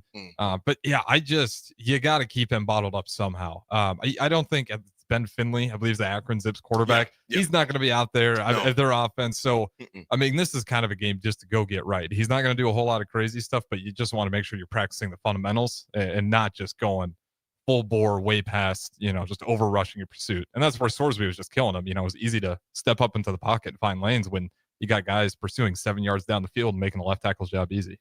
Two keys to the game on defense. Philip, you go first. Two keys to the game on defense, in your opinion. Well, I think we need to, like my brother Paul says, we need to be like heat-seeking missiles, going after whoever has the ball and be intense. Absolutely. Be intense.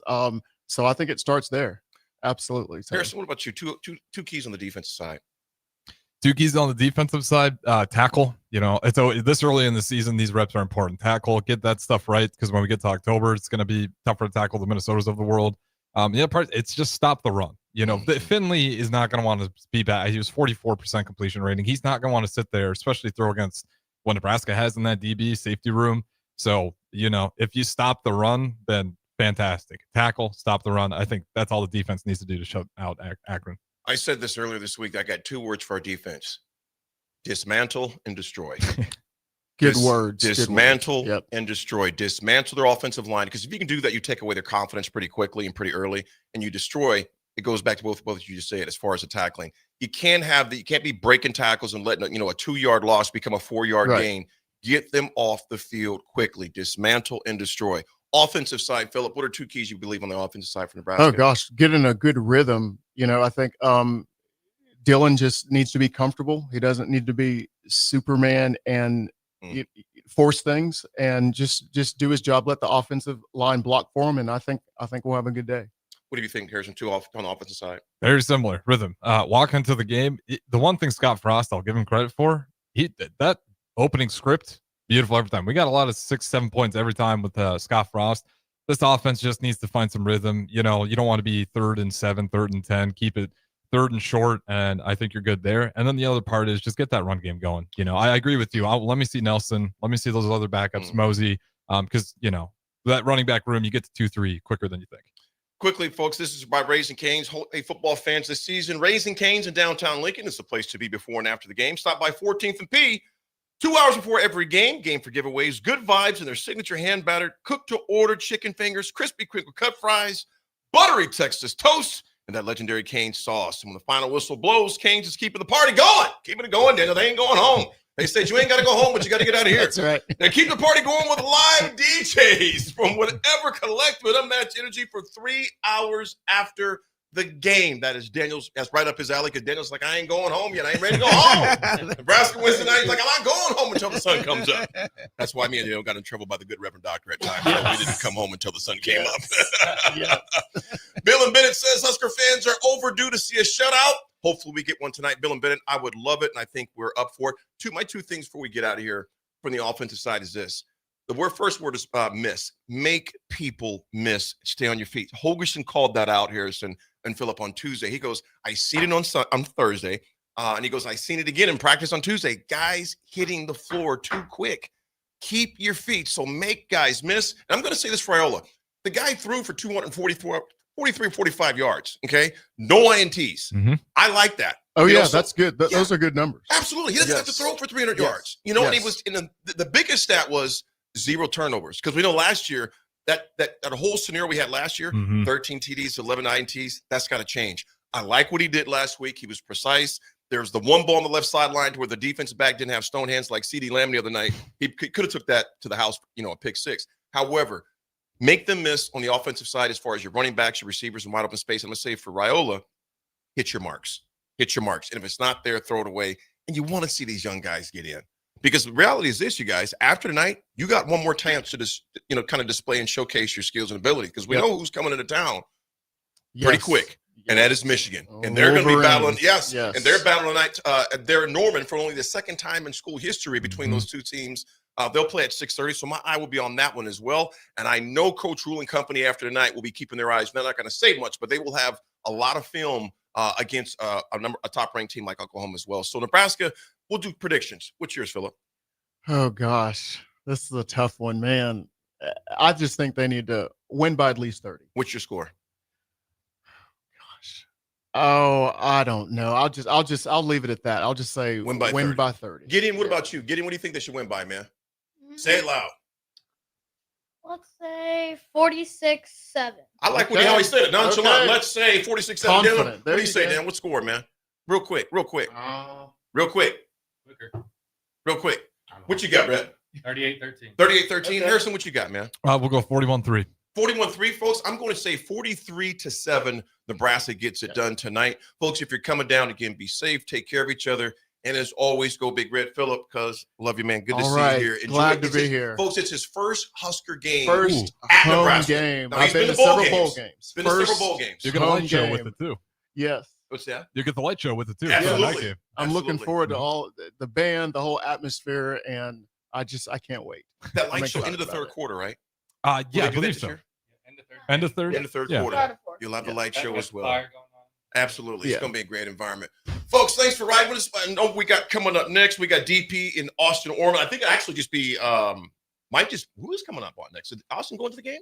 Austin's going to be going to the game. So it'll be me, Collection. Rudy's around here as well. We got plenty of ticket talent still here. And DP, the boss man, I think he'll be around as well. Absolutely. So you want to stick with us all the way up until kickoff, folks, because Harrison, Austin, or Rudy will keep you rolling until about 5:55. A little after 6. You definitely want to catch our post-game. We'll have post-game reaction going on as well. Folks, thanks for riding with us. As always, be nice. Go BR.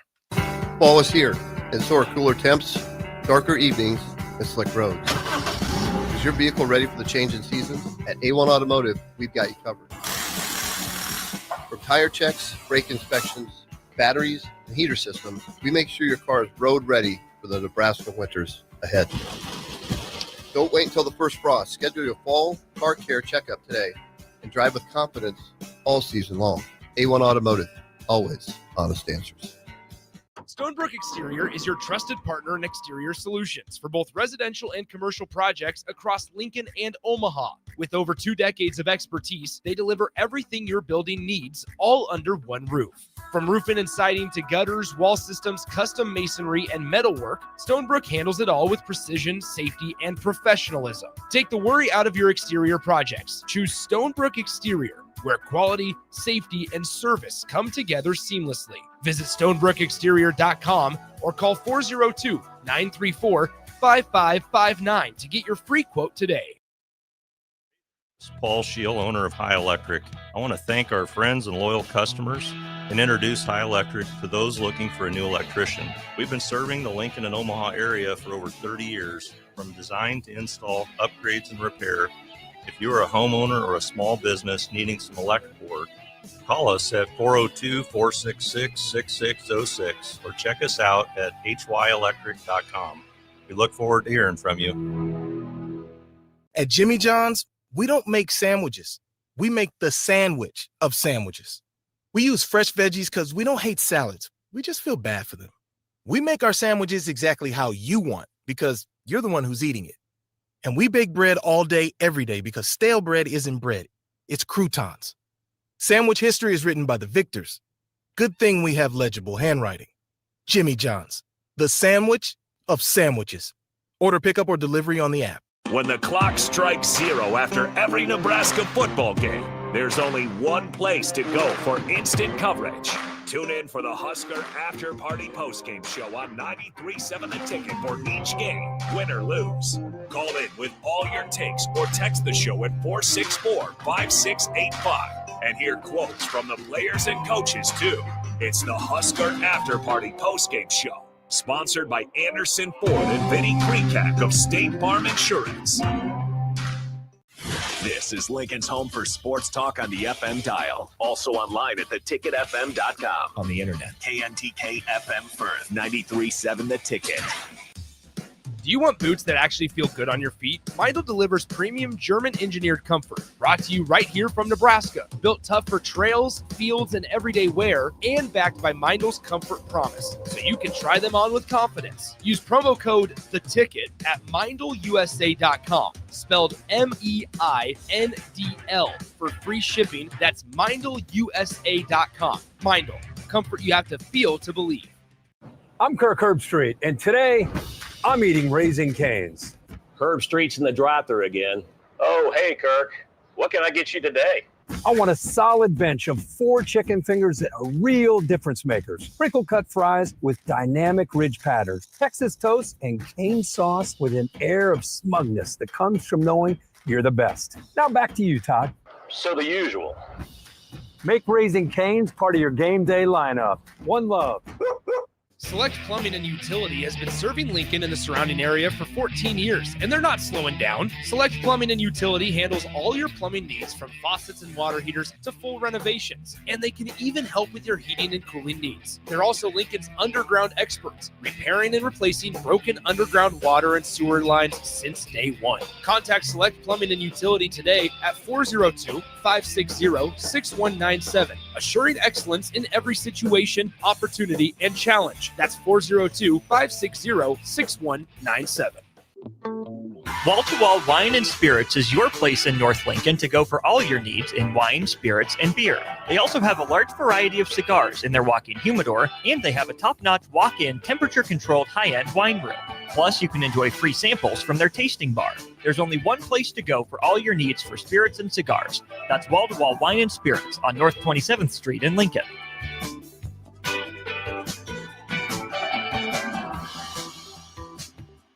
Bagels and Joe is the best place to start off your mornings, and you can order your breakfast ahead of time on their app. You can't go wrong with one of their great bagel sandwiches or breakfast burritos. Stop by any of their 4 locations in Lincoln and their location in Seward. Bagels and Joe. Are you ready for a new opportunity? Check out Sandhills Global. Join a dynamic team where your skills are valued and your career can soar. We offer full-time positions with a 4.5-day work week, competitive pay, excellent benefits, and a positive work environment. From IT and marketing to sales and finance, we're looking for talented individuals just like you. Apply today at sandhills.jobs and take the first step towards an exciting future. That's sandhills.jobs. Don't wait, apply now. Back to the A1 Automotive Ticket Tailgate Pregame Show, brought to you by Currency.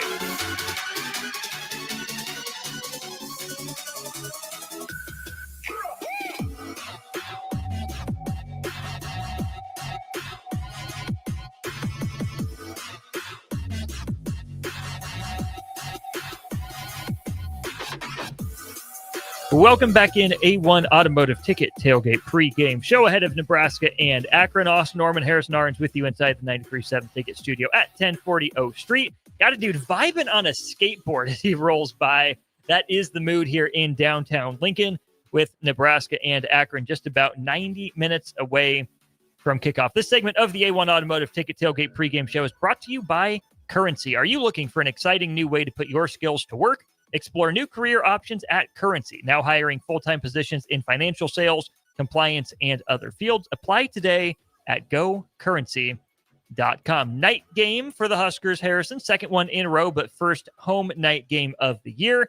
Got some history from Nebraska game notes for you on a Nebraska and night games. So, obviously, first home night game since 3 straight night games at Memorial Stadium last season. Nebraska went 2-1 in those games, the loss, of course, being to Illinois. Nebraska 52-11 all-time in home night games at Memorial Stadium. And then some history for Nebraska against the Mid-American Conference. Nebraska has played 9 games against the MAC in school history. Harrison, do you care to guess the Huskers' record? You said 9 games? 9 games. No one may have had some upsets. Let me go 7-2. Close, 8-1. Okay, we dropped one. The only loss, the 2017 loss to Northern Illinois, that Nebraska would avenge 2 years later in year 2 of Scott Frost. A 21-17 loss for the Huskers to the Huskies in September of 2017, then a 44-8 win in 2019. The last 2 MAC teams that Nebraska has played in 2021, it was Nebraska beating Buffalo 28-3, probably most notable for a big Luke Reimer game and a big Adrian Martinez run. And then Northern Illinois just 2 seasons ago, Huskers won that one 35-11. Second matchup in school history between Nebraska and Akron. Huskers won the first one 59-14 in 1997. And of course, we all remember what should have been the second matchup, game 1 of the Scott Frost era. Really interesting, Harrison, I think, to talk about Dylan Raiola in the offense's performance, because last week against Cincinnati, Dylan Raiola was just 3 completions away from tying a school record. From the Nebraska game notes, 33 completions against Cincinnati were the 4th most in school history, just 3 shy of the school record. His 78.6 completion percentage was the best of his college career and marked the 7th time in 14 career games. So half the time in college at Nebraska, Dylan Raiola has completed better than 70% of his passes. He's now done it in 4 of the past 5 games. I'm going to assume that Iowa is the outlier in that category. Harrison, I don't know about you, but when I watch my teams drop back to pass, no matter who I'm watching, oh crap, oh crap, oh crap, oh crap, oh crap, where's the ball going to go? I'm starting to get over that fear with Dylan Raiola. I'm starting to believe that he does have some of that sense of where the ball's supposed to go. Not to say he won't ever take risks, and the ball certainly gets put in harm's way, but it feels like for the better part of the last 14 games we've seen from Dylan Raiola, he seems in pretty good control and that he's not going to have any egregious misses like maybe we've gotten accustomed to from Husker quarterbacks in the past. I agree. We'll revisit October, November when we get into the middle. Totally fair. That's when the interceptions started to happen. I mean, he's good. The completion percentage-wise, I think even the last game, what was it? It was like 74, 76. 78. So, I mean, that right there, great completion rating. He had that one throw. Maybe it was picked right there. You know, that I can't remember who the player was, but it was stone hands on the defender there. But, I mean, he just looks good. And I know people were a little bit disappointed with Cincinnati, how maybe we didn't see a ton of explosive plays. But if they're going to give you everything underneath, that's what you take. You know, when we get to the last game of the year versus Iowa, that's what they're going to give you. And you saw that today with Iowa State.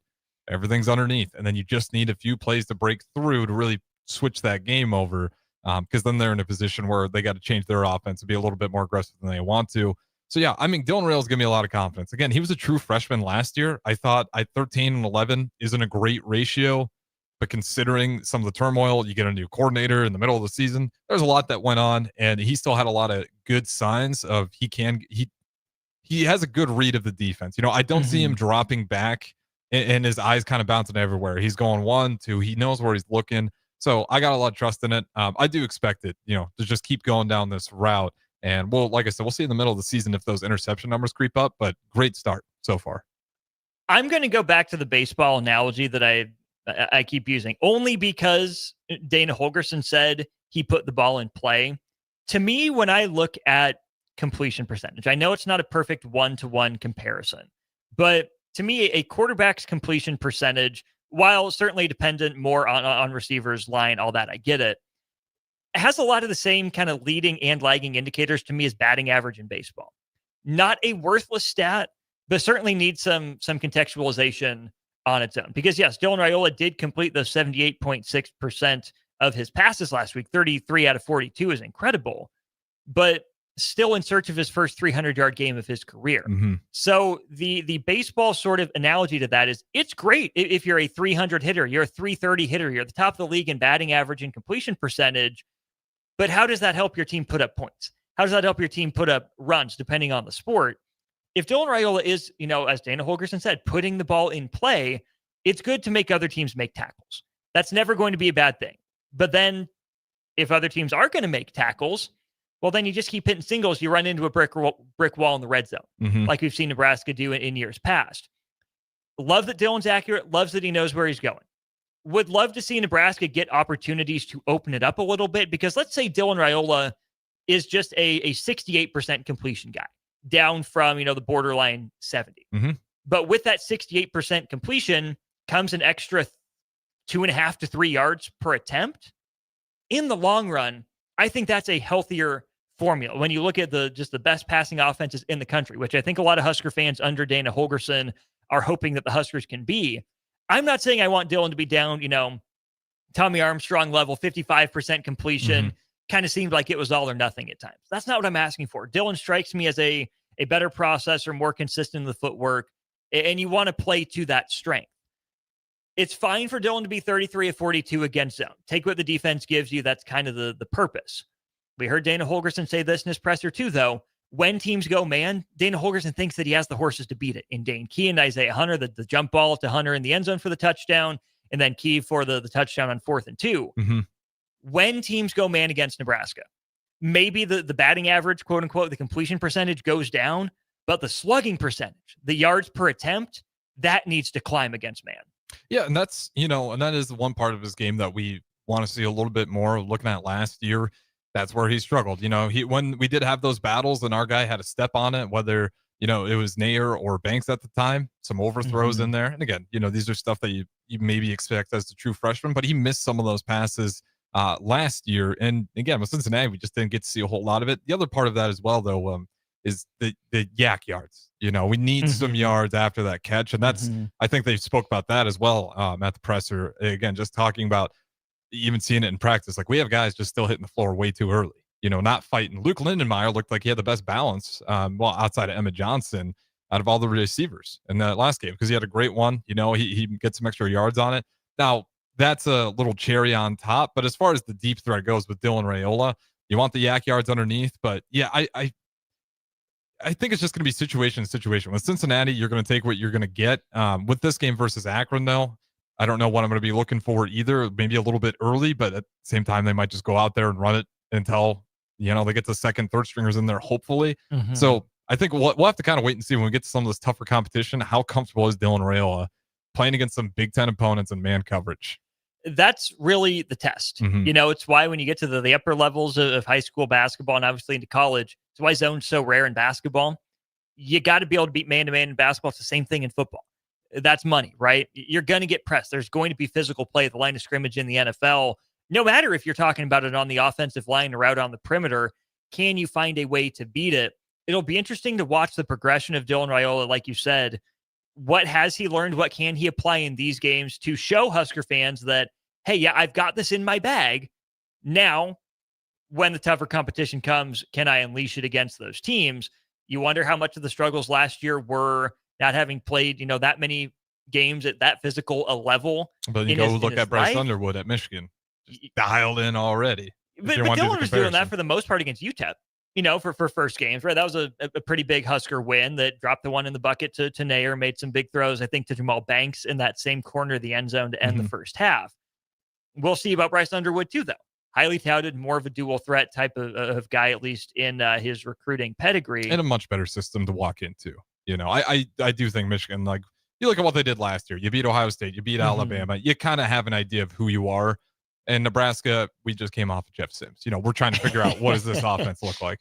You said the man's name. I'll give you credit for that. I apologize. It's okay. It needed to be said. So I do think you're completely right about that. And that's where, Nebraska, I think, has been awaiting that generational sort of, roster saver in the quarterback position. And I am still of the belief, at least in the NFL, it's different in college to a degree. In the NFL, at the very least, the best quarterbacks should be able to elevate pretty much any roster they're on. I think a good to great to elite quarterback should be worth another win or two every year, regardless of the personnel around them. I don't necessarily think it's the same in college. I do think that as important as infrastructure is in the NFL, The Athletic had a great piece about all the bust QBs of the 2000s.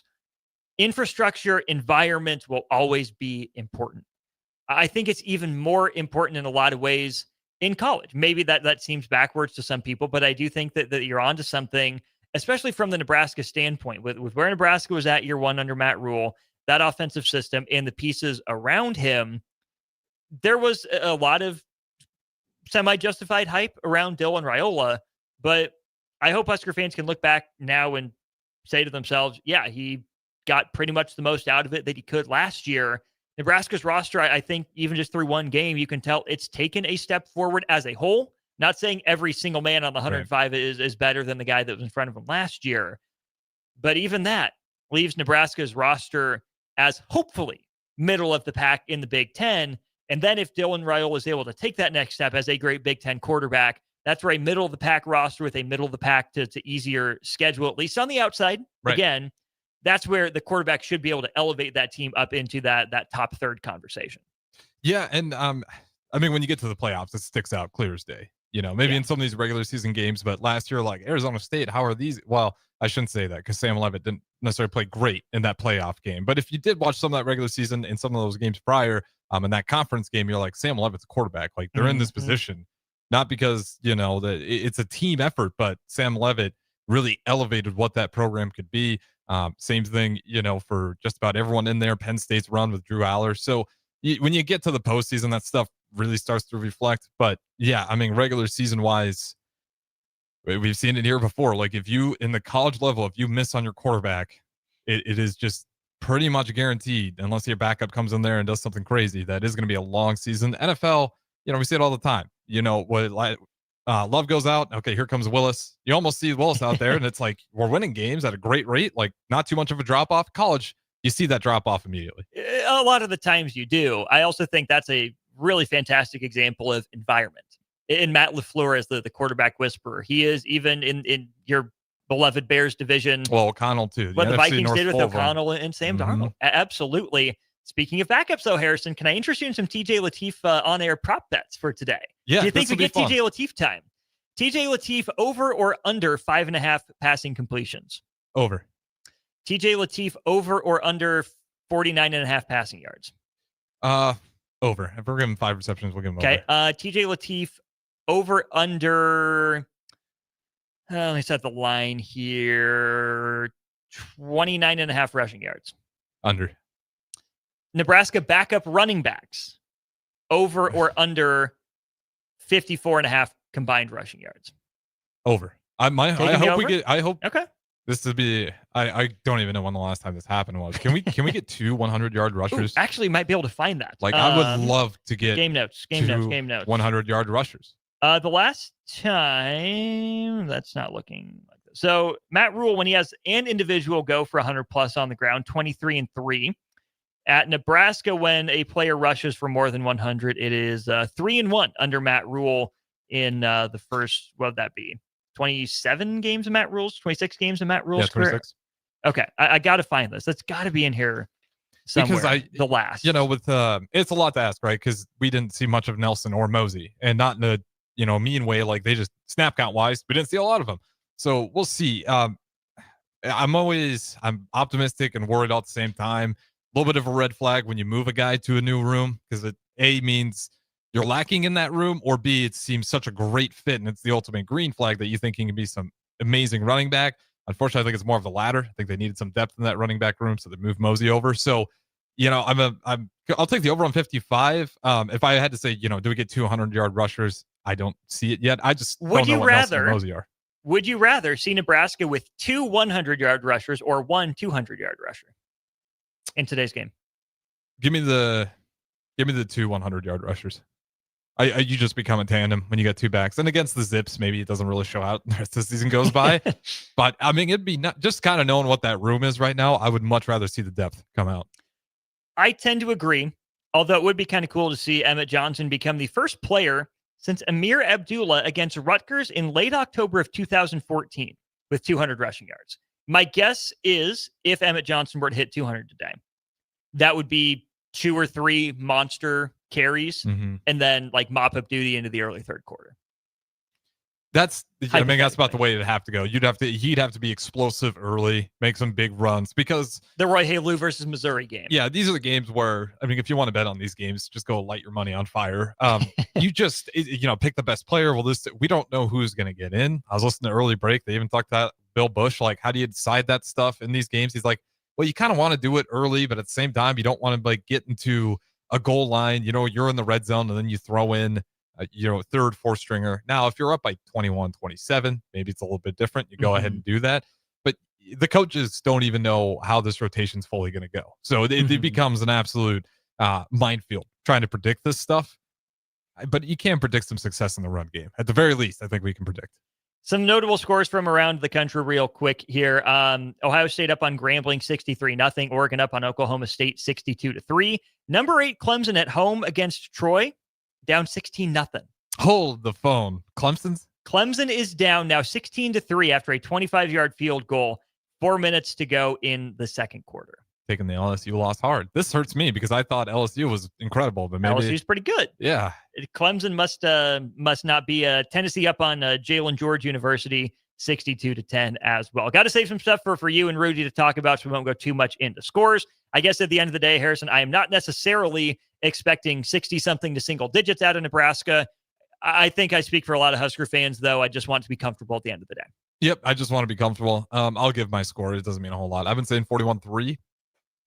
Go for it to get the win. I really just want to see the 4 stringers. If I see the 4 stringers, that means we did something good. And if, they get some late fourth quarter points, okay, I understand, whatever. I'm not really worried about it. Like you said, I just want to feel good and have less questions at the end of this game. If you're good with numbers and you're looking for an exciting new way to put your skills to work, you can explore new career options at Currency. They're hiring full-time positions in financial sales, as well as compliance and other fields. Apply today at gocurrency.com. About half an hour left for us here on the A1 Automotive Ticket Tailgate pregame show. Cutting out half an hour early. We got Michigan, Oklahoma on the air at 6. That is when our pregame coverage will end. I'm out of here. I'm headed over to West Stadium to watch the game. I'll be back in time for postgame. Stick around. Harrison and Rudy with you on the A1 Automotive Ticket Tailgate pregame show. You've been accused of a crime and don't know where to turn. At Liberty Law Group, we understand that a call to an attorney is a call for help. If you're up against the legal system, you need an attorney you can trust to handle your case with professionalism and compassion. Liberty Law's experienced trial attorneys are committed to the defense of liberty for those accused. Don't let a criminal charge ruin your life. Call Liberty Law Group at 877-42-LIBERTY. Advocates you need, trial attorneys you can trust. That's 877-42-LIBERTY. At Jimmy John's, we don't make sandwiches. We make the sandwich of sandwiches. We use fresh veggies because we don't hate salads. We just feel bad for them. We make our sandwiches exactly how you want because you're the one who's eating it. And we bake bread all day, every day because stale bread isn't bread. It's croutons. Sandwich history is written by the victors. Good thing we have legible handwriting. Jimmy John's, the sandwich of sandwiches. Order pickup or delivery on the app. The Kindler Hotel in downtown Lincoln is a boutique hotel experience unlike any other in the area. Their 45 well-appointed rooms take inspiration from the history of Lincoln. Their double queen rooms are great for guests traveling with family, and the suites are great for a business trip or romantic getaway. No trip to the Kindler is complete without a handcrafted cocktail from Boitano's Lounge on the main floor, with comfortable seating options both inside and on the outside patio. Book your room today at thekindlerhotel.com in Lincoln at 11th and P. Are you looking for an exciting new way to put your skills to work? Explore new career options in the fintech industry at Currency, a Sandhills global company. We offer full-time positions in financial sales, compliance, operations, and other fields. We also offer a 4.5-day work week, an attractive benefits package, and opportunities for advancement. Put your motivation to work and grow with us at Currency. Visit gocurrency.com/careers to learn more. It's game on at Elway Power Sports of Lincoln, Nebraska's premier power sports dealership. Stocking top models from Can-Am, Kawasaki, Honda, Polaris, CF Moto, Suzuki, Yamaha, Indian Motorcycle, Sea-Doo, and Triton trailers. Score big on our massive selection of Can-Am side-by-sides with rebates up to $3,000 on select in-stock models. Elway Power Sports of Lincoln has you covered all under one roof with a large selection of side-by-sides, ATVs, motorcycles, and personal watercraft at their 27th and I-80 location. They can't wait to get you set up for football season. Did you know that deer collisions are covered under the comprehensive portion of your car insurance? That means, like with hail damage or vandalism, since they are out of your control, they don't usually raise your insurance rates. And that's a good thing, since most deer don't carry liability insurance. At Eustace Body Shop, we fixed all kinds of animal collision damage, from cows to raccoons, bobcats, and even turkeys. We can't do much for the animal, but we can get your car back on all fours and looking like new again. The most recommended Eustace Body Shop. That's who we are. Are your feet just killing you and you feel like all hope is lost? Say goodbye to discomfort and hello to pain relief at Brown's Shoe Fit. They offer expert advice along with high-quality products to help you find the right solution tailored to your specific needs. Need a different width? Not a problem. Brown's carries a wide range of widths in store. Brown's Shoe Fit on 66th and Q in Lincoln.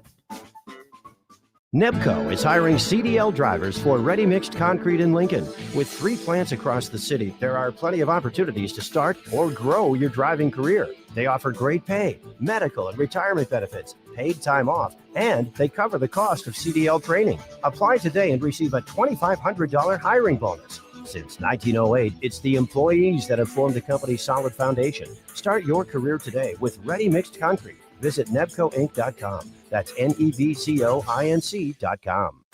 MHC isn't a new company, just a new name. Moe's Moving is now Moe's Home and Commercial. Whether moving across town or across the state, MHC Moving has you covered, specializing in home, apartment, assisted, and independent living moves. MHC can handle your commercial moves as well. MHC Moving has 0 hidden fees. You'll never pay for same-day booking or be charged for stairs, heavy items, or elevator fees. Rates are the same Monday through Saturday, and you will never pay a truck or fuel surcharge. And they offer payment plans through PayPal. Call MHC Moving today at 402-853-7167 or go to mhcmoving.com. Select Plumbing and Utility has been serving Lincoln and the surrounding area for 14 years, and they're not slowing down. Select Plumbing and Utility handles all your plumbing needs, from faucets and water heaters to full renovations, and they can even help with your heating and cooling needs. They're also Lincoln's underground experts, repairing and replacing broken underground water and sewer lines since day one. Contact Select Plumbing and Utility today at 402-560-6197, assuring excellence in every situation, opportunity, and challenge. That's 402-560-6197. Wall-to-Wall Wine and Spirits is your place in North Lincoln to go for all your needs in wine, spirits, and beer. They also have a large variety of cigars in their walk-in humidor, and they have a top-notch walk-in, temperature-controlled high-end wine room. Plus, you can enjoy free samples from their tasting bar. There's only one place to go for all your needs for spirits and cigars. That's Wall-to-Wall Wine and Spirits on North 27th Street in Lincoln.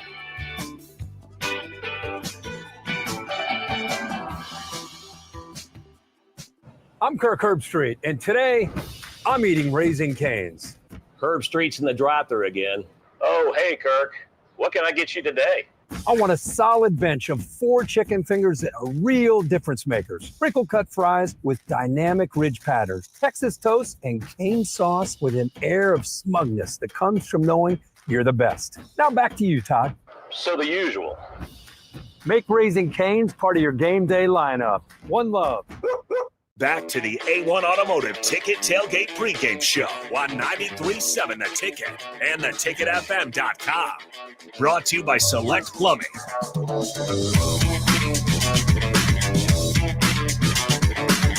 All right, welcome back in the A1 Automotive Ticket Tailgate Pregame Show. We only got 2 more segments left, and then, as we promised, Michigan, Oklahoma, 6 o'clock, they will take over the FM airwaves.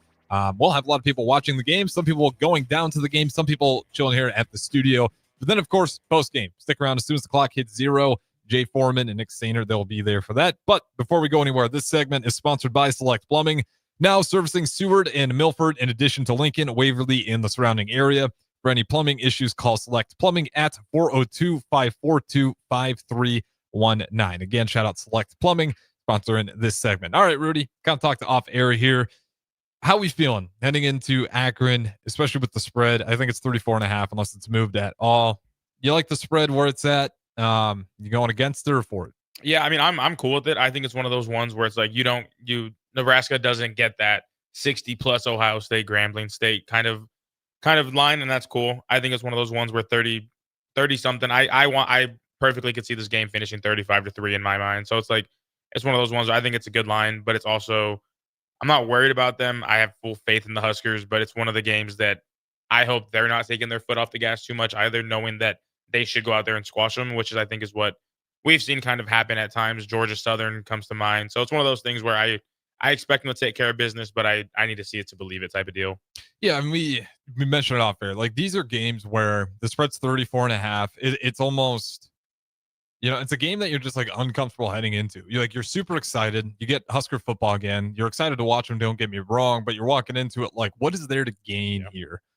Gain reps for the third, fourth, second stringers. Absolutely. Maybe get a little bit more comfortable, but you're not super worried about, schematically how Akron's going to tear you apart here. I think it's just a game where you want to go out there and win, and you want to look good on the way out. And, with some of these other games going on, what you don't want to have, as we were talking off air, is a situation like Troy and Clemson, where Troy right now is leading number 8 Clemson 16-3. What you want to have happen is a Oklahoma State Oregon, where Oregon is crushing those guys 69-3 with about 14 minutes left to go in the fourth quarter. And again, that Troy Clemson game with Troy leading 16-3, only a minute left to go before halftime. So even though some of these games it seems like absolute chalk, you'll get a scare because you'll look at the score bug and you'll be like, okay, Troy and Clemson, what's going on here? Last year, Northern Illinois, Notre Dame, us, Troy. I think Troy's done it to us. I think there's been, what other games? I mean, we lost to Georgia Southern. I think Troy, and then maybe another school that I'm blanking on as of recently. But yeah, I mean, you win this one, you want to feel good. You lose it, it can really crush a season on where you think you sit at.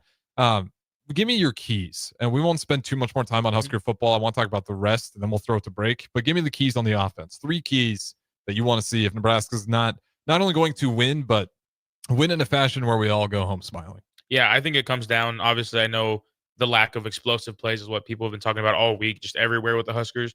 And I think this is the perfect time to let it fly. We saw it with Texas. Like, now you're playing a team that you should be taking advantage of, air it out, see what happens type of deal. And I think they trust Dylan Raiola enough to let that happen as well. I hope that they do start doing that a little more, because like he's one of those quarterbacks that I don't think he's extremely fast, but he definitely has some poise back there to the point where you can't just let him be in the pocket entirely all this time. But if they can utilize his arm to get more people down the field, bigger plays, opens the run game immensely right there. So I'm looking forward to more explosive plays here. And again, if not, that's perfectly fine. But I think aside from just the score itself, I want to see them kind of be the offense that just doesn't get stopped tonight, really. Yeah, start off fast. You want to see that rhythm. We still feel a little bit discombobulated at times, especially versus Cincinnati, where I thought the run game with Evan Johnson looks great. I shouldn't say that. We didn't really see a whole lot with Nelson or Mosey. So maybe you see some of that in this game. Hopefully those guys pick up, develop. We do got unknown texter asking, when is the last game we played third or fourth stringers? Might have to go like Scott Frost Northwestern. Because that was the 60-point blowout, I believe. Yeah, it hasn't been any recent time, really. No, and like we can talk about some of these other schools. We'll keep it in the MAC. Buffalo was a good game, but like we didn't necessarily blow them out of the water. We haven't really blown any of those schools out of the water just yet. So ironically, you'd have to go to like the Big Ten Northwestern. Yeah, I think that might have been it. Which that was not a very great Northwestern team.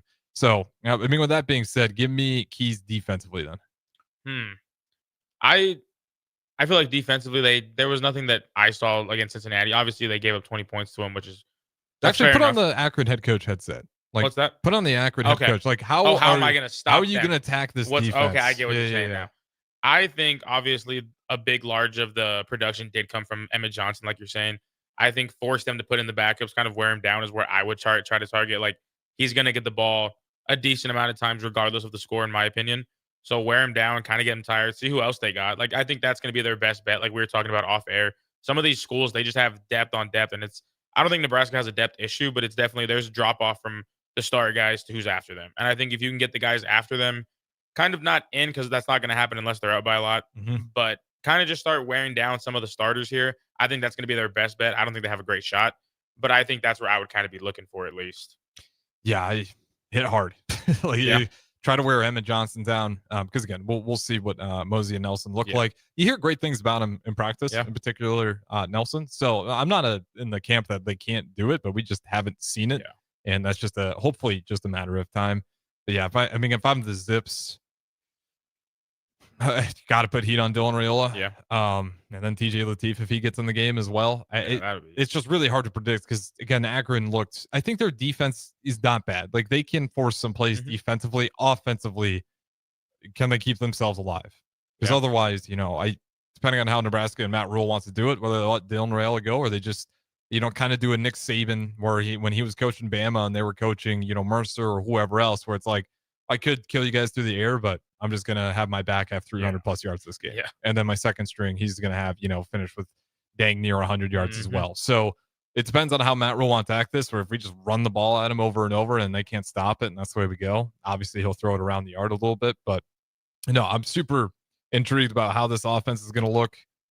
What is your score prediction? A couple minutes left here before we get to the other side. Because again, like we were talking about, the explosive plays have to be there, but I'm comfortable with them getting 35, and then I want to say 3, like I had said earlier, but I could see Akron maybe getting 1 touchdown in there.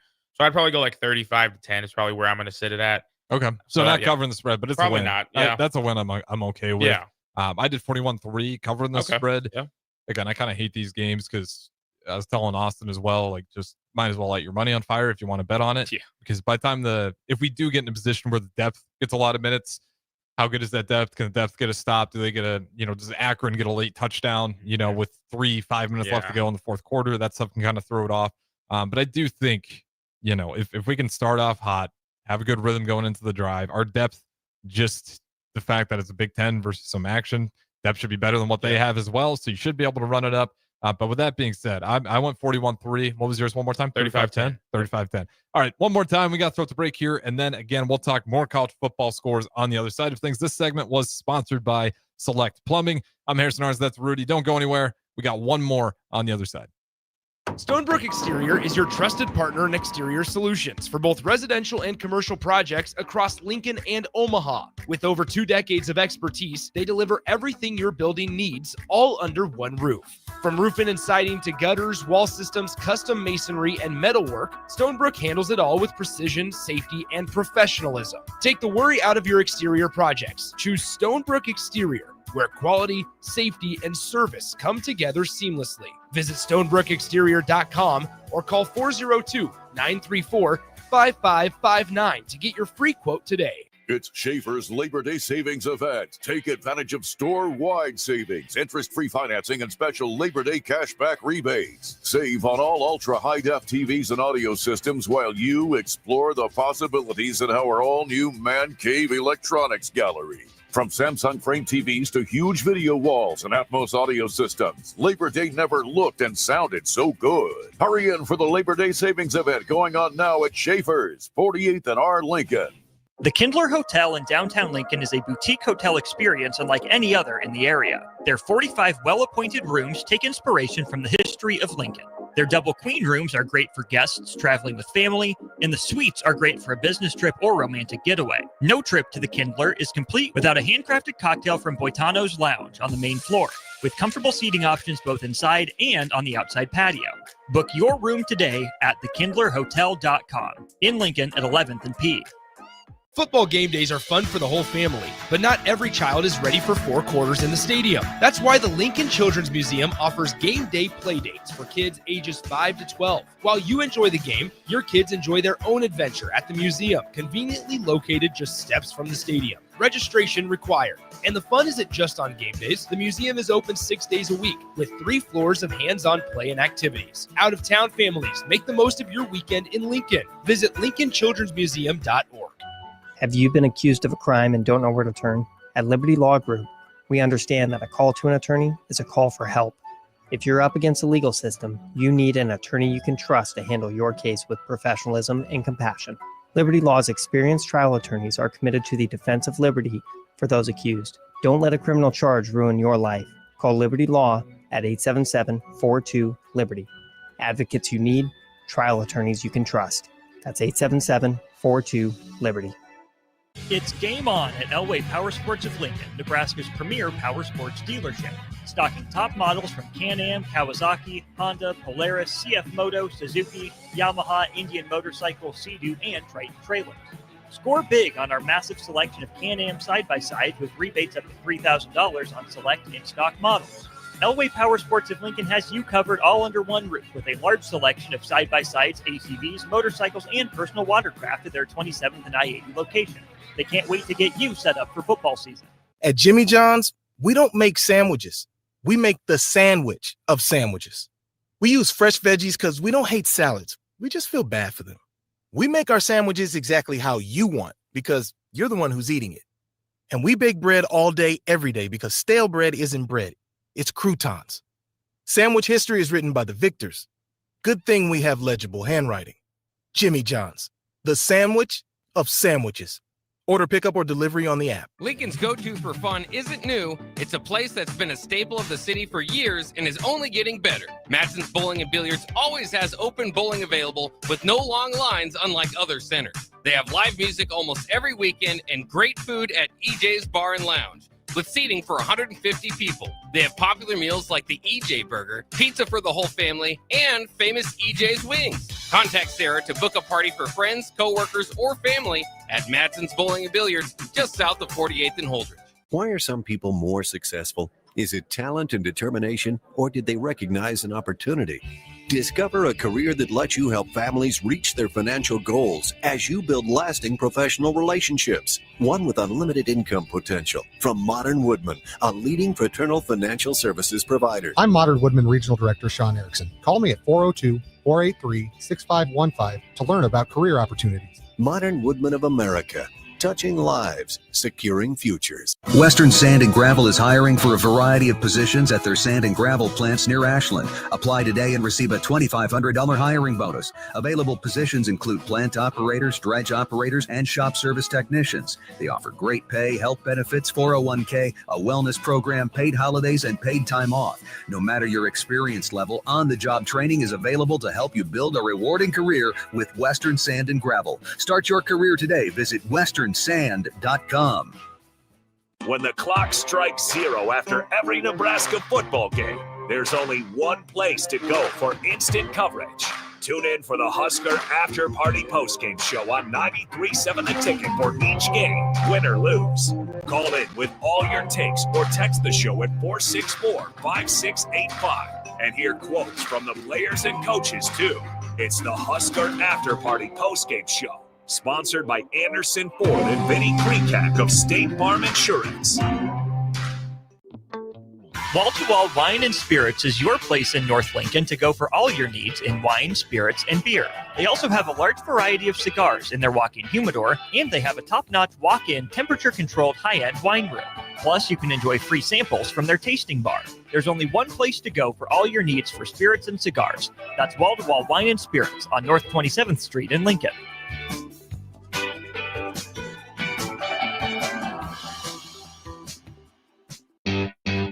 Back to the A1 Automotive Ticket Tailgate Pregame Show, brought to you by A1 Automotive.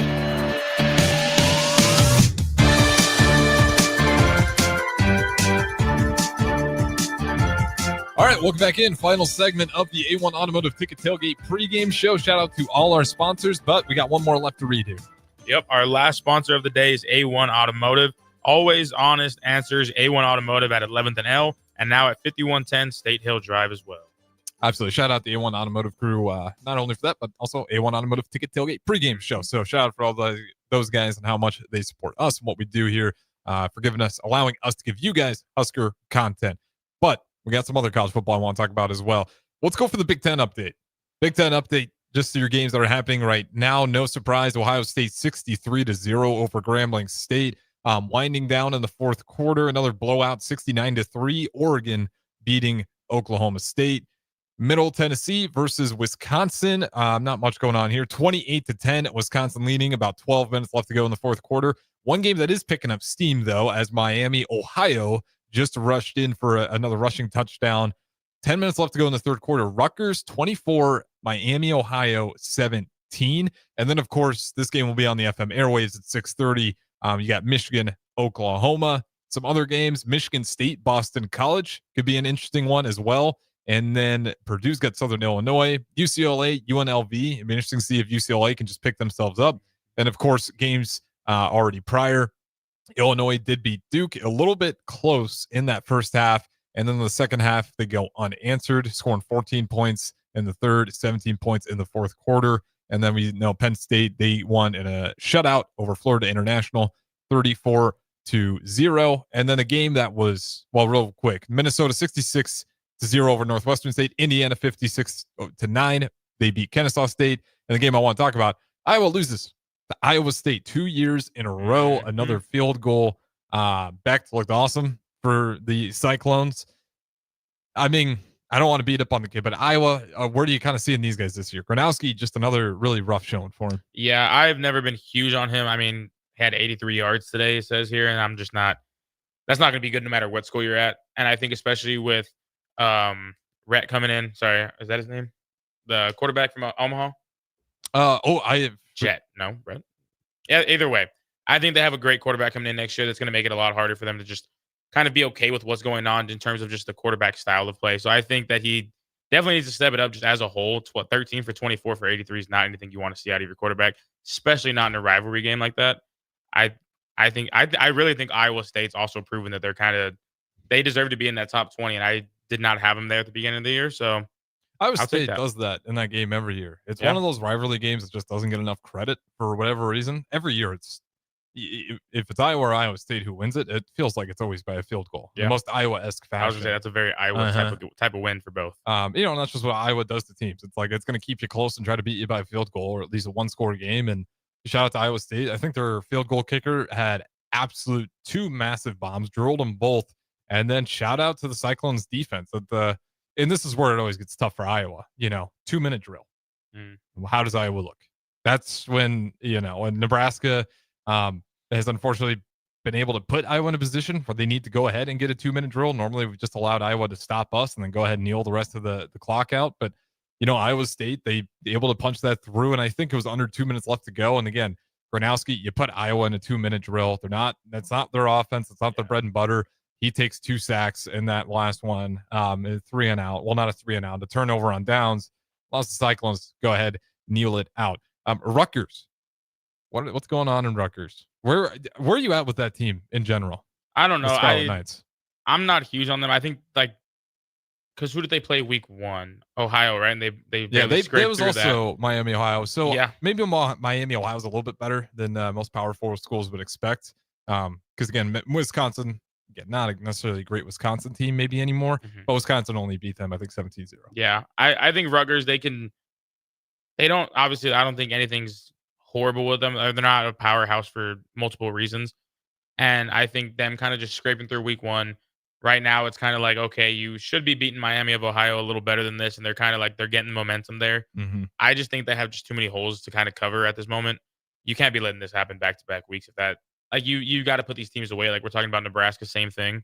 I think obviously Nebraska's got more talent than Rutgers, but you can't just be letting this happen week 1 and 2 like that. No, certainly not. Not in Piscataway. All right, we got just a little bit of time here left. A few more games, and then we'll finish up some more Husker football here. We talked about Troy Clemson, just some other absolute monster blowouts going on right now. 72-17, number 22 Tennessee over East Tennessee State. Another game, keep your eyes on it. South Florida is a good team.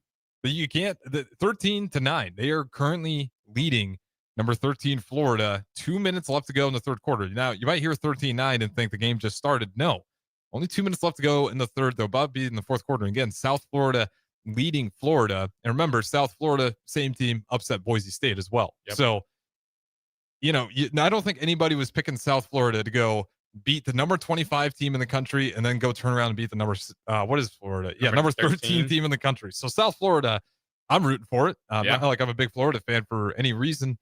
2 minutes left to go. We'll see if they can hold on to it. And they just got they got the extra point as well. So 13-9. Keep your eye on that. Yeah. Final things on Husker football, Rudy, before we get out of here. Who's the MVP of this game? Offense, and then we can go defense. Yeah, offense, I'm going to say Dylan Raiola. I think with the importance of, like we've been saying, explosive plays, I think that's going to happen today.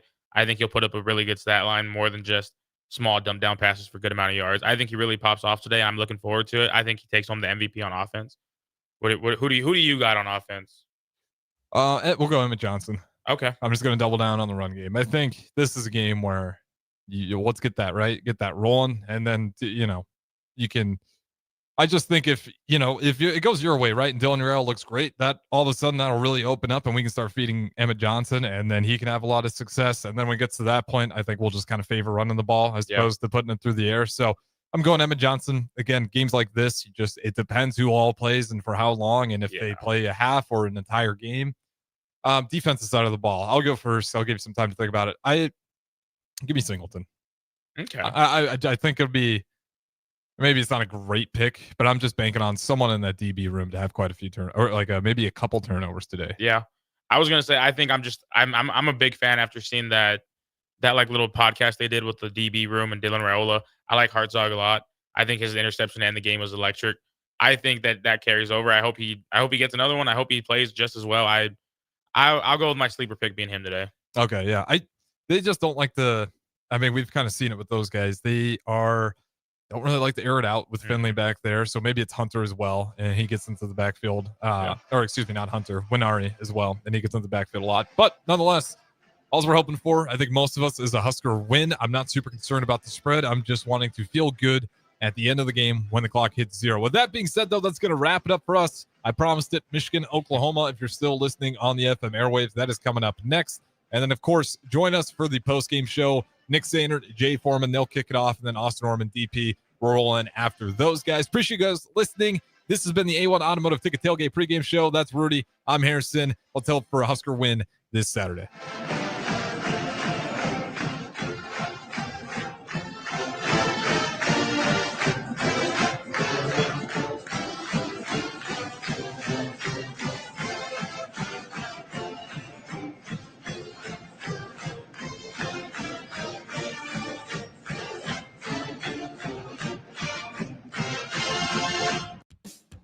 Hey there, this is Paul Scheel, owner of High Electric.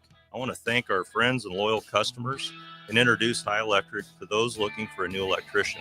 We've been serving the Lincoln and Omaha area for over 30 years, from design to install, upgrades, and repair. If you are a homeowner or a small business needing some electrical work, call us at 402-466-6606 or check us out at hyelectric.com. We look forward to hearing from you. Have you been injured in an accident and don't know where to turn? Do you need a lawyer you can trust to handle your case with professionalism and compassion? The attorneys at Liberty Law understand that a call to an attorney is a call for help. If you've been injured, we want to help you. Liberty Law's experienced attorneys are committed to the pursuit of justice for those injured. Contact us for a free consultation by calling 877-42-LIBERTY. Call Liberty Law and find out how we can help get you the compensation you deserve. Call 877-42-LIBERTY. Liberty Law Group. Trial attorneys you can trust. Fall is here, and so are cooler temps, darker evenings, and slick roads. Is your vehicle ready for the change in seasons? At A1 Automotive, we've got you covered. From tire checks, brake inspections, batteries, and heater systems, we make sure your car is road ready for the Nebraska winters ahead. Don't wait until the first frost. Schedule your fall car care checkup today and drive with confidence all season long. A1 Automotive. Always honest answers. From the capital to castles, starting this December, fly nonstop from Lincoln to Orlando with service from Breeze Airways. That's right, nonstop flights to Orlando out of LNK are starting this December. You're now just a flight away from Disney World, Universal Studios, Legoland, and the Space Coast. Stretch out and relax on Breeze with complimentary family seating. Book your magical getaway now at LincolnAirport.com. LNK, make flying easy. When you were a kid, clubs were cool. Robotics club and space club and stuff like that. But what do adults get? Book clubs and quilting clubs? Nah, forget that. How about margarita clubs and old-fashioned clubs? Get to Upside Bar and Lounge for the best clubs in town. Try all 10 varieties of Upside margaritas or old fashions and take home a free souvenir glass. Grab the whole crew and pair it with taco night on Mondays or whiskey Wednesdays. Upside Bar and Lounge at 29th and Pine Lake.